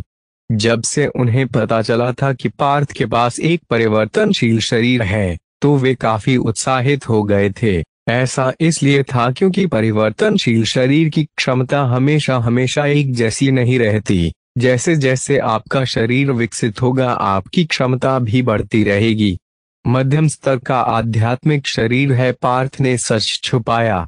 मध्य स्तरीय आध्यात्मिक शरीर, कबीले में ये लगभग औसत है। प्रताप साहब खुशी या निराशा से भरे नहीं थे, क्योंकि एक परिवर्तनशील शरीर की प्रतिभा अद्वितीय होती है और ये जितना दिखता है उससे कहीं अधिक मजबूत हो सकता है। जवाब जानने के बाद प्रताप साहब ने बार बार पार्थ को इस तथ्य को छिपाने के लिए कहा कि उनके पास एक परिवर्तनशील शरीर है, जिससे उन्हें दोबारा विद्युत जैसी स्थिति का सामना न करना पड़े। प्रवेश परीक्षा में अभी भी 10 दिन बाकी थे, इसलिए प्रताप साहब ने पार्थ को बुलाने के 2 कारण बताए। सबसे पहले, वे पार्थ को कुछ निर्देश देना चाहते थे, तो पार्थ ने तुरंत अपने कौशल जैसे कि रजत धातु तकनीक, नक्षत्र उंगली, पारदर्शी छाया कदम तकनीक और तैरती नौका का प्रदर्शन किया। प्रदर्शन करते समय उसने हवा के रुख की चारों तकनीकों को इसमें मिला दिया। प्रताप साहब ने अपना सिर हिलाया और कुछ सुझाव दिए कि पार्थ कहाँ सुधार कर सकता है। जहां तक पार्थ के प्रदर्शन की बात है, तो वे विद्युत से भी ज्यादा संतुष्ट थे। पार्थ ने अपनी हर तकनीक को उच्च स्तर तक प्रशिक्षित किया था और वे हवा के रुख की चारों तकनीकों को मिलाने के बाद और भी अधिक शक्तिशाली हो जाते थे। यहाँ तक कि प्रताप साहब भी कोई बड़ी खामी खोजने में सक्षम नहीं थे। बहुत अच्छा, तुम्हारी हवा के रुख की चारों तकनीकें कोई सामान्य पवित्र युद्ध कला तकनीकें नहीं है। प्रताप साहब ने प्रशंसा में अपना सिर हिलाया। सामान्य पवित्र मार्शल आर्ट नहीं? पार्थ इसके बारे में और जानने को उत्सुक था। प्रताप साहब ने समझाया, नश्वर दुनिया में आधार, निम्न, मध्य, उच्च स्तरीय युद्ध कला तकनीकें हैं, लेकिन ये सिर्फ नश्वर श्रेणी की युद्ध कला तकनीकें हैं जिन्हें सबसे निचली श्रेणी में रखा जाता है। इसके ऊपर युद्ध कला की अन्य तकनीकें हैं जिन्हें आध्यात्मिक श्रेणी, फिर पृथ्वी श्रेणी और फिर आकाश श्रेणी के रूप में जाना जाता है। इन तकनीकों में पृथ्वी और आकाश श्रेणी की तकनीक को प्राप्त करना बहुत मुश्किल है। ये सब जानकर पार्थ को एहसास हुआ कि वो कितना कम जानता है। परीक्षा में अभी भी 10 दिन हैं और मुझे आपको कुछ बातें बताने की जरूरत है, जिससे कि कबीले में प्रवेश के बाद आपको जीवित रहने में आसानी होगी। प्रताप साहब ने गंभीरता से कहा। ये दूसरा कारण था जिसके लिए उन्होंने उसे यहाँ बुलाया था। पार्थ ने तुरंत ही उनकी बातों पर ध्यान दिया। आखिरकार प्रताप साहब कुछ समय तक कबीले में रहे थे, इसलिए वे कबीले की स्थिति को बेहतर जानते थे। कबीले में प्रवेश करने के बाद आपका मुख्य लक्ष्य आंतरिक शिष्य बनना है, क्योंकि बाहरी शिष्यों पर कबीले द्वारा कोई ध्यान नहीं दिया जाता। कभी कभी अगर किसी बाहरी शिष्यों की भी मृत्यु हो जाती है तो कबीले को कोई परवाह नहीं होती। ये सुनकर पार्थ का दिल ठंडा पड़ गया। और अगर आप एक आंतरिक शिष्य बन जाते हैं तो आचार्य अधीरा आपको इतनी आसानी से छू नहीं पाएंगे। प्रताप साहब की आंखें चमक उठीं। पहला लक्ष्य आंतरिक शिष्य बनाना। पार्थ ने इसे अपने दिल में बिठा लिया। जाहिर है शुरुआत में तुम बहुत अच्छा प्रदर्शन नहीं कर सकते, वरना अधीरा तुम्हें दबाने की कोशिश करेगा। इसलिए आपका दूसरा लक्ष्य किसी शीर्ष आचार्य का संरक्षण प्राप्त करना है। उस समय अधीरा आपको नुकसान पहुंचाने की कोशिश करने से पहले 2 बार सोचेगा। प्रताप साहब के होठों पर एक मुस्कान आ गई। दूसरा उद्देश्य एक मजबूत पृष्ठभूमि खोजें। पार्थ को अब अपने 2 लक्ष्य पता चल गए थे। कुछ और देर बात करने के बाद प्रताप साहब ने पार्थ को कुछ अतिरिक्त संसाधन देने का फैसला किया। पिछली बार जानवरों हमले में आपके युद्ध अंकों से 100 अंक काट लिए गए थे। मैं आपको उनकी भरपाई करने के लिए 300 अंक दूंगा। प्रताप साहब ने मुस्कुराते हुए कहा, 300 युद्ध अंक पार्थ को बहुत काम आ सकते हैं। इन युद्ध अंकों से कई औषधियां और यहाँ तक कि सुनहरे सुदृढ़ीकरण चूर्ण का एक थैला भी प्राप्त किया जा सकता है। पार्थ ने तुरंत प्रताप साहब को धन्यवाद दिया। फिर वे शारीरिक सुदृढ़ीकरण औषधि को प्राप्त करने के लिए विनिमय भवन की ओर चल पड़ा। उसे पता चला कि अब सुनहरा सुदृढ़ीकरण चूर्ण खत्म हो गया था। और उसने जो पिछली बार लिया था वो आखिरी थैला था। बेबसी से उसे कुछ निम्न स्तर की औषधियां लेनी पड़ी, जिनका असर की सुनहरे सुदृढ़ीकरण चूर्ण के समान था। अपने भवन में लौटने के बाद पार्थ साधना करने चला गया और रजत धातु तकनीक पर ध्यान केंद्रित किया। 7 दिन बाद उसकी रजत धातु तकनीक 8वें स्तर के मध्य चरण में पहुंच गई थी। इस समय उसका शरीर एक भयानक स्तर पर पहुंच गया था। वो केवल अपनी शारीरिक शक्ति के साथ सहस्रार चक्र के साधकों का सामना कर सकता था। मेरी ताकत इस समय विद्युत के समान ही होनी चाहिए। जब वो यहाँ पर था, पार्थ ने सोचा। उसे विश्वास था कि प्रांत शहर में प्रताप साहब को छोड़कर अब कोई भी उसका मुकाबला नहीं कर सकता था। कबीले की प्रवेश परीक्षा में अब केवल 3 दिन बचे थे। प्रताप साहब ने आखिरकार अपने 3 शिष्यों को बुलाया, पार्थ, विशेष और विक्रांत। पार्थ ने विक्रांत और विशेष का अवलोकन किया और पाया कि दोनों की साधना में वृद्धि नहीं हुई थी, लेकिन उनकी आभा पहले से काफी मजबूत थी। गुरुदेव, क्या हम अब जा रहे हैं? विक्रांत ने आश्चर्य से पूछा। हाँ, प्रताप साहब ने तुरंत समझाया। केदारकंठ पर्वत यहाँ से कई हजार मील दूर है और हमारे पास अतिरिक्त समय नहीं है। ये सुनकर शिष्यों का हृदय कांप उठा। उस दिन चारों ने तुरंत अपनी गति तकनीक का इस्तेमाल किया और प्रताप महल से बाहर निकल गए। अपनी गति से वे एक दिन में 2000 मील तक दौड़ सकते थे, जो घोड़े से भी तेज था। एक रात बाद चारों एक पहाड़ पर पहुंचे। चारों हवा में उछले, प्रत्येक छलांग के साथ 20 मीटर तक आगे बढ़ जाते थे। हम पहुंच गए हैं। प्रताप साहब रुक गए और धुंध में ढके एक पहाड़ को देखा। चांदनी के नीचे पहाड़ से हल्की सी ठंडी रोशनी आ रही थी, जिससे सभी पर हल्का सा दबाव पड़ रहा था। ये केदारकंठ पर्वत था। पार्थ और अन्य दो ने भी इसे देखा और उससे वे चौंक गए। पर्वत के पास का क्षेत्र खाई और चट्टानों से भरा हुआ था, जो कई मील लंबे थे। सहस्रार चक्र का एक साधक इस खाई को पार नहीं कर सकता था। यहाँ तक कि आध्यात्मिक मंडल के लोगों को भी पार करते समय सावधान रहना पड़ता था। यहाँ पास में ही एक प्रवेश द्वार है। प्रताप साहब ने अपने 3 शिष्यों को साथ ले लिया। 10 मील चलने के बाद एक अर्धचंद्राकार आकार का रास्ता दिखाई दिया, जो केदारकंठ पर्वत की ओर जा रहा था और सामने के प्रवेश द्वार पर लगभग 100 लोग खड़े थे।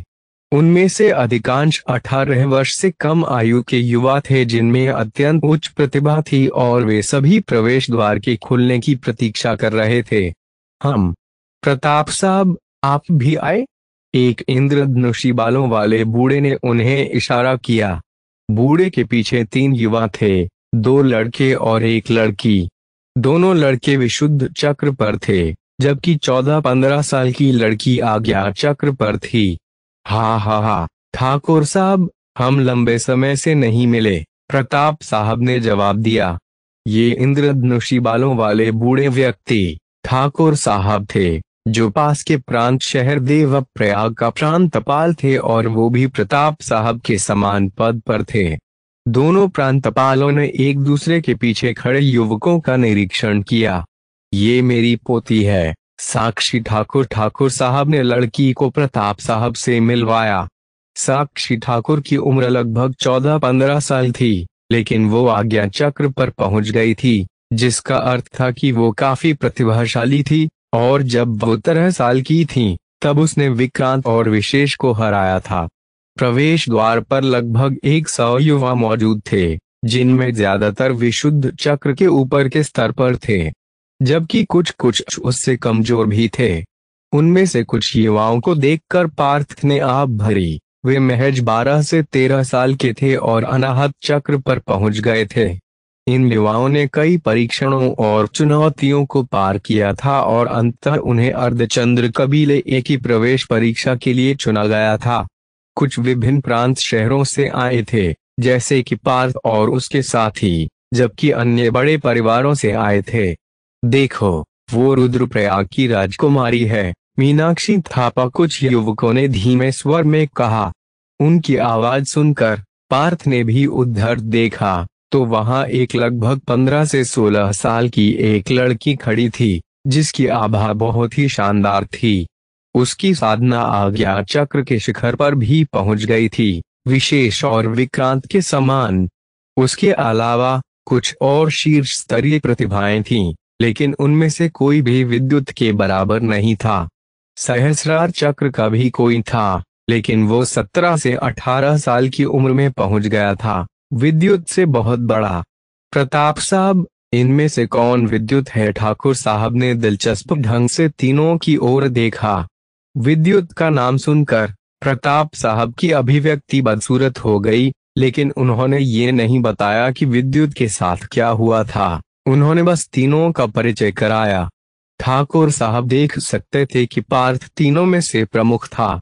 उनकी पोती साक्षी ठाकुर ने भी पार्थ को दिलचस्पी से देखा, लेकिन पार्थ ने उसे केवल लापरवाही से देखा। फिर उसने उस लड़की की तरफ दोबारा नहीं देखा। राधा जैसी अद्वितीय सुंदरी के साथ रहकर शायद उसकी पसंद भी बदल गई थी। वो बाकी किसी पर ध्यान ही नहीं दे पाता था। उसके रवैये से साक्षी ठाकुर की भौहें थोड़ी सी टेढ़ी होगी। तो क्या होगा आगे? क्या पार्थ ने यहाँ पहुंचते ही इस लड़की को नाराज कर दिया था? और क्या होगा जब प्रवेश परीक्षा शुरू होगी? जानने के लिए आगे के चैप्टर पढ़े। 106 दर्शनों का नजारा। साक्षी ठाकुर ने पार्थ के रवैये को देखा। ऐसा लग रहा था जैसे ये व्यक्ति किसी को अपने बराबर नहीं समझता। यहाँ तक कि जब वो सहस्रार चक्र के साधकों को देखता, तब भी वो भावहीन ही होता था। साक्षी ठाकुर की बाहें थोड़ी मुड़ी हुई थी और उसने अपनी आंखों में आए तिरस्कार के भाव को नहीं छिपाया। उपस्थित सभी प्रतिभाएं बहुत कम उम्र की थीं। उनमें से बहुत से लोग विलक्षण प्रतिभा के धनी थे। पार्थ ने आखिरकार महसूस किया कि उसका रवैया थोड़ा तिरस्कारपूर्ण था। उसने केवल विद्युत पर ध्यान केंद्रित किया, अन्य लोग से उसे कोई परेशानी नहीं थी।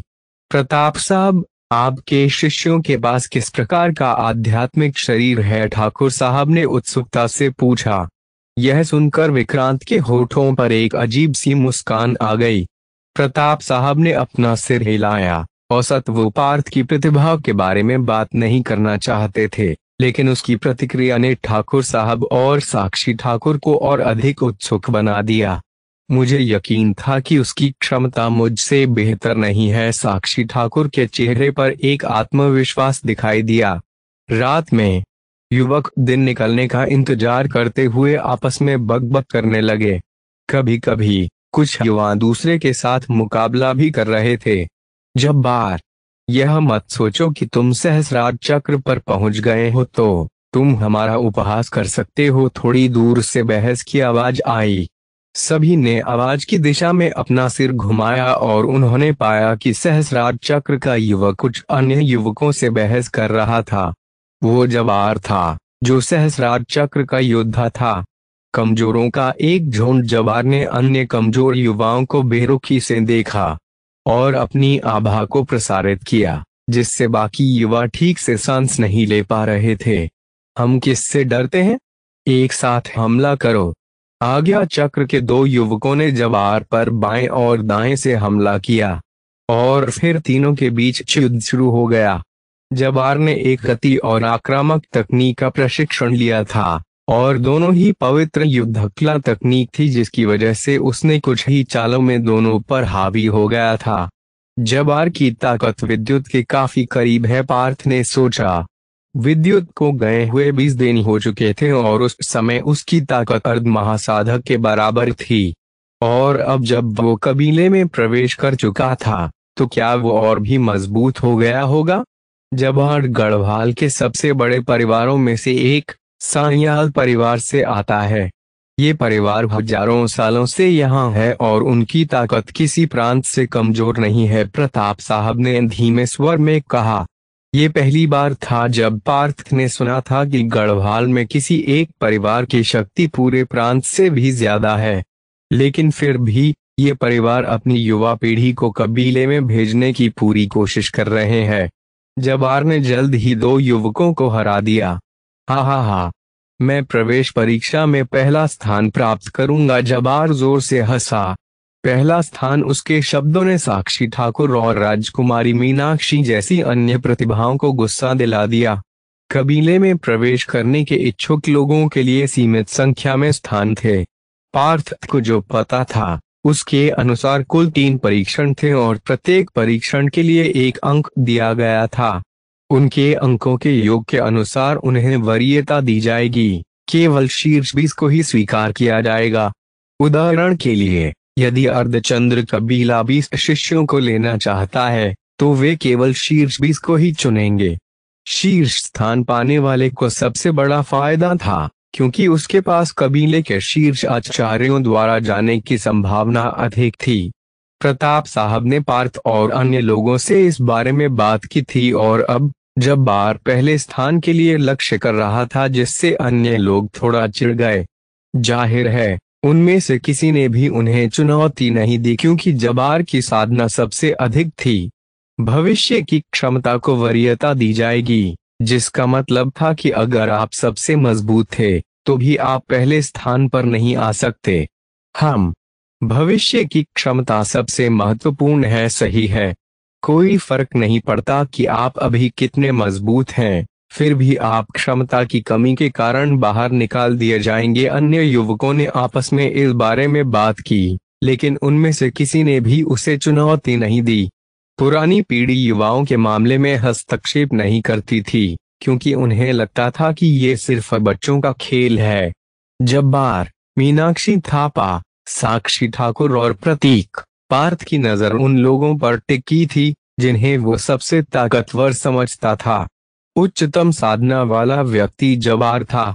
उसके बाद मीनाक्षी थापा और साक्षी ठाकुर थे। दोनों ही बेहद खूबसूरत थी। सबसे अंत में प्रतीक आया। पार्थ ने उसमें दिलचस्पी महसूस करने का कारण ये था कि वो केवल 13 से 14 साल का था। इसके बावजूद वो आज्ञा चक्र पर पहुंच गया था। प्रतीक बेहद शांत और छोटा था, लेकिन पार्थ ने उससे निकलने वाली आभा विद्युत के समान ही लगी। मानो उसकी टकटकी को भांपते हुए प्रतीक मासूमियत से उसकी ओर देखकर मुस्कराया। समय धीरे धीरे बीता गया। कुछ घंटों बाद आसमान में एक हल्की रोशनी दिखाई दी। सवेरा हो गया था। सूरज की किरणें केदारकंठ पर्वत पर पड़ रही थी, जिससे एक शानदार चांदी की चमक दिखाई दे रही थी। पर्वत की आकृति हल्की से दिखाई दे रही थी, लेकिन चारों ओर धुंध के कारण यह देखना मुश्किल था कि अंदर क्या है। धीरे धीरे पार्थ को एक मंत्रमुग्ध करने वाला दृश्य दिखाई दे रहा था। घाटी, नदियां और यहाँ तक कि हरे भरे खेत भी थे। हरी भरी पहाड़ी के ऊपर कई सारी इमारतों बनी थी। जब पार्थ ने अपनी दिव्य दाहिनी आंख को पूरी तरह से परिचालित किया, तो उसने देखा कि एक गहरा हरा महल आकाश में तैर रहा है और उसके चारों ओर बिजली चमक रही है। क्या पूरा महल बिजली के बीच हवा में तैर रहा है? पार्थ दंग रह गया। कबीले के अंदर की हर वस्तु बाहरी दुनिया से अलग लग रही थी। महल बेहद आश्चर्यजनक था और ये बिजली और हवा के बीच पवित्रता की भावना दे रहा था। बाहर से देखने पर ऐसा लग रहा था जैसे कि ये बहुत ही छोटी जगह में बसा है, लेकिन अंदर देखने के बाद पता चला कि अंदरूनी इलाका कई गुना बड़ा है। पार्थ का दिल शांत नहीं हो सका और उसने महसूस किया कि उसकी दाहिनी आंख से एक तेज आवाज आ रही है, जैसे कि उसे कुछ महसूस हुआ हो। वो दूसरों से पूछना चाहता था, लेकिन वो ऐसा नहीं कर सका क्योंकि वो लोग अंदरूनी इलाके से बहुत दूर थे, जो कि धुंध के पीछे छिपा हुआ था। यहाँ तक कि आध्यात्मिक मंडल के लोग भी उसे नहीं देख सकते थे। तभी चट्टान के दूसरी ओर से सफेद रोशनी की एक चमक दिखाई दी। पार्थ ने देखा कि कुछ हजार किलोग्राम वजन का काले पत्थर से बना दरवाजा धीरे धीरे खुल रहा था। मुख्य द्वार खुल रहा है। 607 दशनाम बड़े और दर्शन छोटे। मुख्य द्वार को खुलते देख भीड़ भी खुश हो गई। कुछ लोग तुरंत प्रवेश द्वार पर पहुंच गए। प्रवेश परीक्षा जल्द ही शुरू होने वाली है। प्रताप साहब ने अपने शिष्यों को चेतावनी दी और आगे का मार्ग दिखाया। जल्द ही वे काले पत्थर से बने विशाल द्वार के सामने पहुंच गए। ये अर्धचंद्र कबीले का प्रवेश द्वार था। वहां पर 4 युवक खड़े थे और जिनकी आभा बेहद भयानक थी, यहाँ तक कि सहस्रार चक्र के लोग भी कांप उठे। पार्थ ने अपनी दिव्य दाहिनी आंख से पता करने पर पाया कि उन 4 युवकों की ताकत प्रताप साहब के बराबर थी। प्रताप साहब आध्यात्मिक मंडल के दूसरे सितारे पर थे, उन युवकों के समान। नश्वर संसार में वे बेहद शक्तिशाली व्यक्ति होते, लेकिन यहाँ वे केवल रक्षक थे। लोगों के समूह के पर्वत में प्रवेश करते ही कबीले के सदस्य दिखाई दिए। प्रत्येक सदस्य के साथ दसियों लोग थे जो मजबूत आभा बिखेर रहे थे। अंदर आने के बाद आखिरकार पार्थ से रहा नहीं गया और उसने प्रताप साहब से वो सवाल पूछ ही लिया जो उसे काफी देर से परेशान कर रहा था। गुरुदेव, पर्वत बाहर से देखने में छोटा है, लेकिन अंदर आने पर यहाँ का क्षेत्र कई गुना बड़ा लग रहा है। क्या हम किसी जादुई दुनिया में आ गए हैं? हा हा हा। मैं इसी सवाल का इंतजार कर रहा था। दरअसल इस पूरे कबीले को एक ऊर्जा जाल के माध्यम से कई गुना बड़ा बना दिया गया है। ऊर्जा जाल पार्थ के साथ साथ विशेष और विक्रांत भी थोड़े हैरान हुए। हाँ, ऊर्जा जाल जिसे सरणी भी कहा जाता है। इस पूरे इलाके को विस्तारक ऊर्जा जाल ने ढक रखा है। सिर्फ ये कबीला ही नहीं बल्कि पूरे महाद्वीप को एक बड़े ऊर्जा जाल से विस्तारित किया गया है, प्रताप साहब ने आगे कहा। क्या से सच है? विक्रांत पूछे बिना नहीं रह सका। हाँ, यहाँ तक कि श्रीनगर से केदारखंड पर्वत की वास्तविक दूरी महज कुछ मील की है, लेकिन हमें हजारों मील की यात्रा करनी पड़ी। ऊर्जा जाल कई तरह का होता है, सुरक्षात्मक, भ्रामक, मारक, आवागमन आदि, जिन्हें अपनी आवश्यकता के हिसाब से बनाकर प्रयोग किया जाता है। प्रताप साहब से आगे बताना जारी रखा। क्या इसे कोई भी बना सकता है? विशेष ने पूछा। नहीं, इसके विशेषज्ञ होते हैं, यहाँ तक कि अगर आप चाहे तो कबीले में भी इसकी शिक्षा ले सकते हैं, प्रताप ने बताया। उनकी बातें सुनकर पार्थ और अन्य दोनों कबीले को लेकर और भी उत्साहित हो गए। तभी प्रताप साहब और अन्य सभी ने एक विशेष टोकन निकाला, जो कि उन्हें तब मिला था जब वे कबीले के सदस्य थे। इसके बाद वो टोकन दिखाकर आगे परीक्षण स्थल पर पहुंच गए। प्रणाम आचार्य बलभद्र। सभी सदस्यों ने काले रंग की पोशाक पहन रखी थी और वे सभी आध्यात्मिक मंडल के साधक थे। उनका नेतृत्व करने वाला व्यक्ति एक अधेड़ उम्र का व्यक्ति था, जिसे अन्य लोग आचार्य बलभद्र कहकर पुकार रहे थे।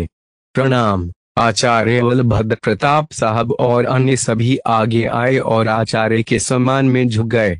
उनके पीछे पीछे के सभी युवाओं ने तुरंत उनका अनुसरण किया।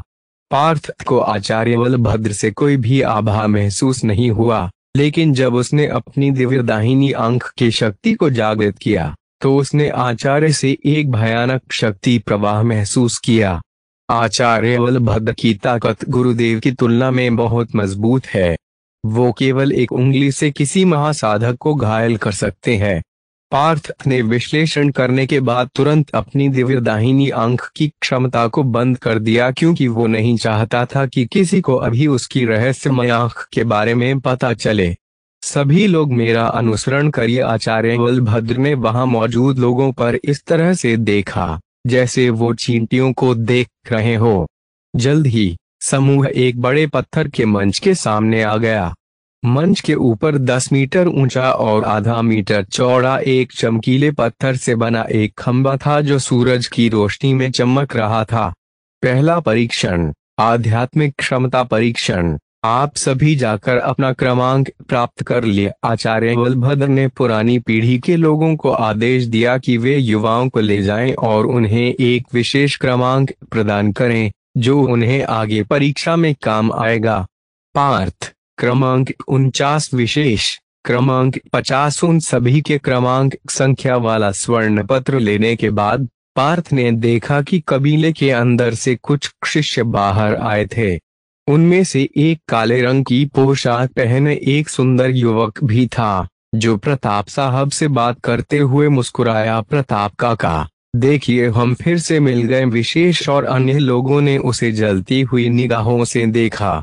ये सुंदर युवक देवेंद्र था, जो उस दिन विद्युत को अपने साथ ले गया था। देवेंद्र की उपस्थिति ने पार्थ और अन्य लोगों को थोड़ा परेशान कर दिया। प्रताप साहब शांत थे। चिंता मत करो, वो सिर्फ एक शिष्य है जो आध्यात्मिक मंडल के तीसरे सितारे पर है और उसके पास परीक्षण में हस्तक्षेप करने की शक्ति नहीं है। पत्थर के मंच पर आचार्य बलभद्र ने अपनी आंखों में चेतावनी भरी नजरों के साथ उन शिष्यों की तरफ देखा। ऐसा लगा कि वे शिष्य बिजली की चपेट में आ गए हो। वे तुरंत पीछे हटकर शांति से खड़े हो गए। यहाँ तक कि देवेंद्र ने भी ऐसा ही किया। वो भी आचार्य बलभद्र से डरता था। अर्धचंद्र कबीले में आचार्य बलभद्र के पास मध्य स्तरीय शक्ति थी। उनके पास कई विशेष अधिकार थे। पहला परीक्षण आध्यात्मिक क्षमता परीक्षण में आपकी भविष्य की क्षमता का परीक्षण किया जाएगा। सभी उस खंबे के देख रहे हैं। इस खंबे की मदद से आपकी क्षमता का परीक्षण किया जाएगा। पार्थ और बाकी दोनों भी उस खंबे की ओर मुड़े। ये प्रताप साहब द्वारा दी गई क्षमता मापक यंत्र के समान था, लेकिन ये कहीं बेहतर था। जल्द ही युवकों को उनकी क्रमांक पत्र मिल गया, जिसके अंदर उनकी जानकारी लिखी हुई थी। पहला परीक्षण आध्यात्मिक क्षमता परीक्षण शुरू हो गया है, एक शिष्य ने घोषणा की। सामने बने मंच पर आचार्य बलभद्र अपनी कुर्सी पर बैठे थे, जबकि उनके कई सारे लोग बाकी का काम कर रहे थे। जल्द ही क्रमांक 1 प्रवीण ने मंच पर कदम रखा और आध्यात्मिक क्षमता परीक्षण यंत्र के सामने पहुंच गया। परीक्षण का तरीका पुराने यंत्र जैसा ही था। अपनी आध्यात्मिक ऊर्जा को इकट्ठा करें और इसे खंबे में प्रसारित करें।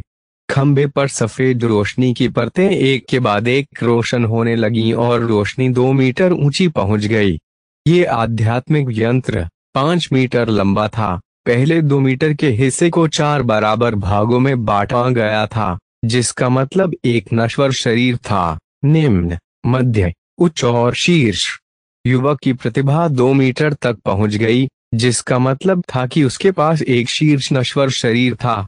एक नश्वर शरीर के साथ आप कबीले में प्रवेश करना चाहते हैं? ये संभव नहीं है। यहाँ से चले जाएं। पत्थर के मंच के चारों ओर एक ठंडी आवाज गूंज उठी। जिस युवक का अभी अभी परीक्षण किया गया था वो मंच से नीचे चला गया। वो बेहद निराश लग रहा था। इस दृश्य के कारण पार्थ और अन्य दो एक दूसरे को सदमे में देखने लगे।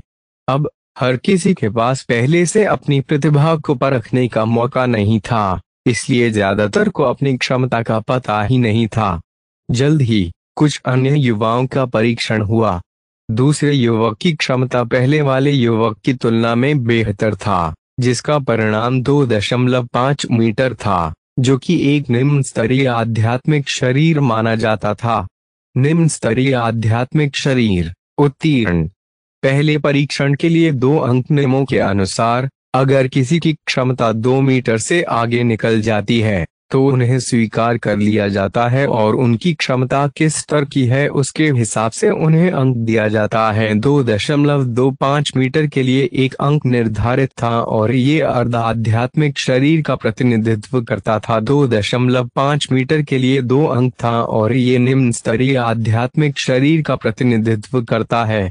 उसी तरह 2.75 मीटर के लिए 3 अंक था और ये निम्न मध्य आध्यात्मिक शरीर माना जाएगा। अगर किसी की क्षमता 3.5 मीटर तक पहुंच जाती है तो उसे 6 अंक मिलेंगे और उसे उच्च आध्यात्मिक शरीर माना जाएगा। पहला टेस्ट सबसे अहम था। क्रमांक 27 जब बार नाम पुकारते हुए शिष्य चिल्लाया, सभी ने तुरंत जबार की ओर देखा, जो मंच पर पहुंच गया था। खंबे पर रोशनी इतनी तेज चमकती थी कि मीलों दूर से भी लोग उसे देख सकते थे। 3.25 मीटर। नीचे खड़े युवक दंग रह गए। 3.25 मीटर, उत्तीर्ण 5 अंक। जबार के अंक अच्छा कहा जाएगा। क्रमांक 33 मीनाक्षी थापा। इस समय सभी युवकों की निगाहें इस खूबसूरत लड़की की ओर आकर्षित होगी। वो देवप्रयाग की राजकुमारी मीनाक्षी थापा थी। इस बार खंबे पर प्रकाश 3 मीटर जल उठा। उसकी क्षमता एक मध्यस्तरीय आध्यात्मिक शरीर के बराबर थी। 3 मीटर, उत्तीर्ण 4 अंक। अधिकांश युवाओं की क्षमता 3 मीटर से कम थी। इसलिए बेहद खूबसूरत और उच्च प्रतिभा वाली राजकुमारी होने के नाते मीनाक्षी के भविष्य की कल्पना भी नहीं की जा सकती थी। पार्थ ने भी अपना सिर हिला दिया। जिन युवाओं की उसने जांच की थी उन सभी में अच्छी प्रतिभा थी। क्रमांक 41। साक्षी ठाकुर। एक मुस्कुराती हुई लड़की मंच की ओर जाने लगी। पार्थ ने उसकी ओर दिलचस्पी से देखा। वो पहले पार्थ से काफी नाखुश हो गई थी। वो जिस आत्मविश्वास से चल रही थी उससे को यही लगता था कि उसमें अच्छी प्रतिभा होगी। इस बार खंबे पर चमकने वाली रोशनी इतनी तेज थी कि 10 मील के दायरे में हर कोई इसे देख सकता था। अरे बाप रे! नीचे खड़े सभी युवक सहम गए। रोशनी 3.5 मीटर तक पहुंच चुकी थी। 3.5 मीटर बहुत अच्छा। उच्च स्तरीय आध्यात्मिक शरीर 3.5 मीटर। ये अब तक का सबसे अच्छा परिणाम है। साक्षी ठाकुर, आपको अन्य कोई परीक्षण देने की आवश्यकता नहीं है। आप सीधे कबीले में प्रवेश कर सकती हैं। यहाँ तक कि आचार्य बलभद्र की आंखें भी इस समय चमक रही थी। कबीले का नियम था कि अगर किसी क्षमता 3.5 मीटर पहुंच जाएगी तो उसे कबीले में सिद्ध प्रवेश मिल जाएगा। उच्च स्तरीय आध्यात्मिक शरीर। ठाकुर साहब, मुझे विश्वास नहीं हो रहा है कि आपकी पोती में इतनी उच्च क्षमता है। प्रताप साहब की अभिव्यक्ति थोड़ी बदल गई। हाँ हाँ, धन्यवाद। वैसे भी आपके शिष्य पार्थ की क्षमता साक्षी से कम नहीं होनी चाहिए। ठाकुर साहब मुस्कुराए। अब क्योंकि पार्थ की उम्र साक्षी ठाकुर के आसपास ही थी और उनकी साधना भी लगभग लगभग बराबर थी, इसलिए ठाकुर साहब ने मान लिया था कि पार्थ की क्षमता भी साक्षी ठाकुर के समान थी। प्रताप साहब ने जवाब में एक मुस्कान दी लेकिन चुप रहे। साक्षी ठाकुर के परीक्षण के बाद कोई भी उससे आगे नहीं जा पाया। केवल कुछ ही लोग मध्यम स्तर के आध्यात्मिक शरीर तक पहुंचने में सक्षम हो पाए थे। क्रमांक 49। पार्थ शिष्य की आवाज गूंज उठी। अब पार्थ की बारी थी, इसलिए प्रताप साहब और ठाकुर साहब ने उस पर ध्यान केंद्रित किया। वहीं पास खड़ी साक्षी ठाकुर ने भी उस पर एक चुनौतीपूर्ण नजर डाली। अब तक कोई भी उससे आगे नहीं गया था। पार्थ ने आत्मविश्वास से सीढ़ियां चढ़ते हुए साक्षी ठाकुर पर लापरवाही से एक नजर डाली। साक्षी ठाकुर और ठाकुर साहब दोनों हैरान थे। पार्थ की आंखों में उन्होंने तिरस्कार देखा, जैसे कि वो साक्षी ठाकुर को अपने बराबर भी नहीं समझ रहा था। हम देखते हैं कि तुम्हारी क्षमता क्या है। साक्षी ठाकुर गुस्से से आग बबूला हो गई थी, लेकिन पार्थ के आत्मविश्वास से भरे चेहरे को देखकर उसे थोड़ा डर भी लग रहा था। क्या उसकी क्षमता मुझसे बेहतर हो सकती है? यहाँ तक कि ठाकुर साहब की अभिव्यक्ति भी गंभीर थी।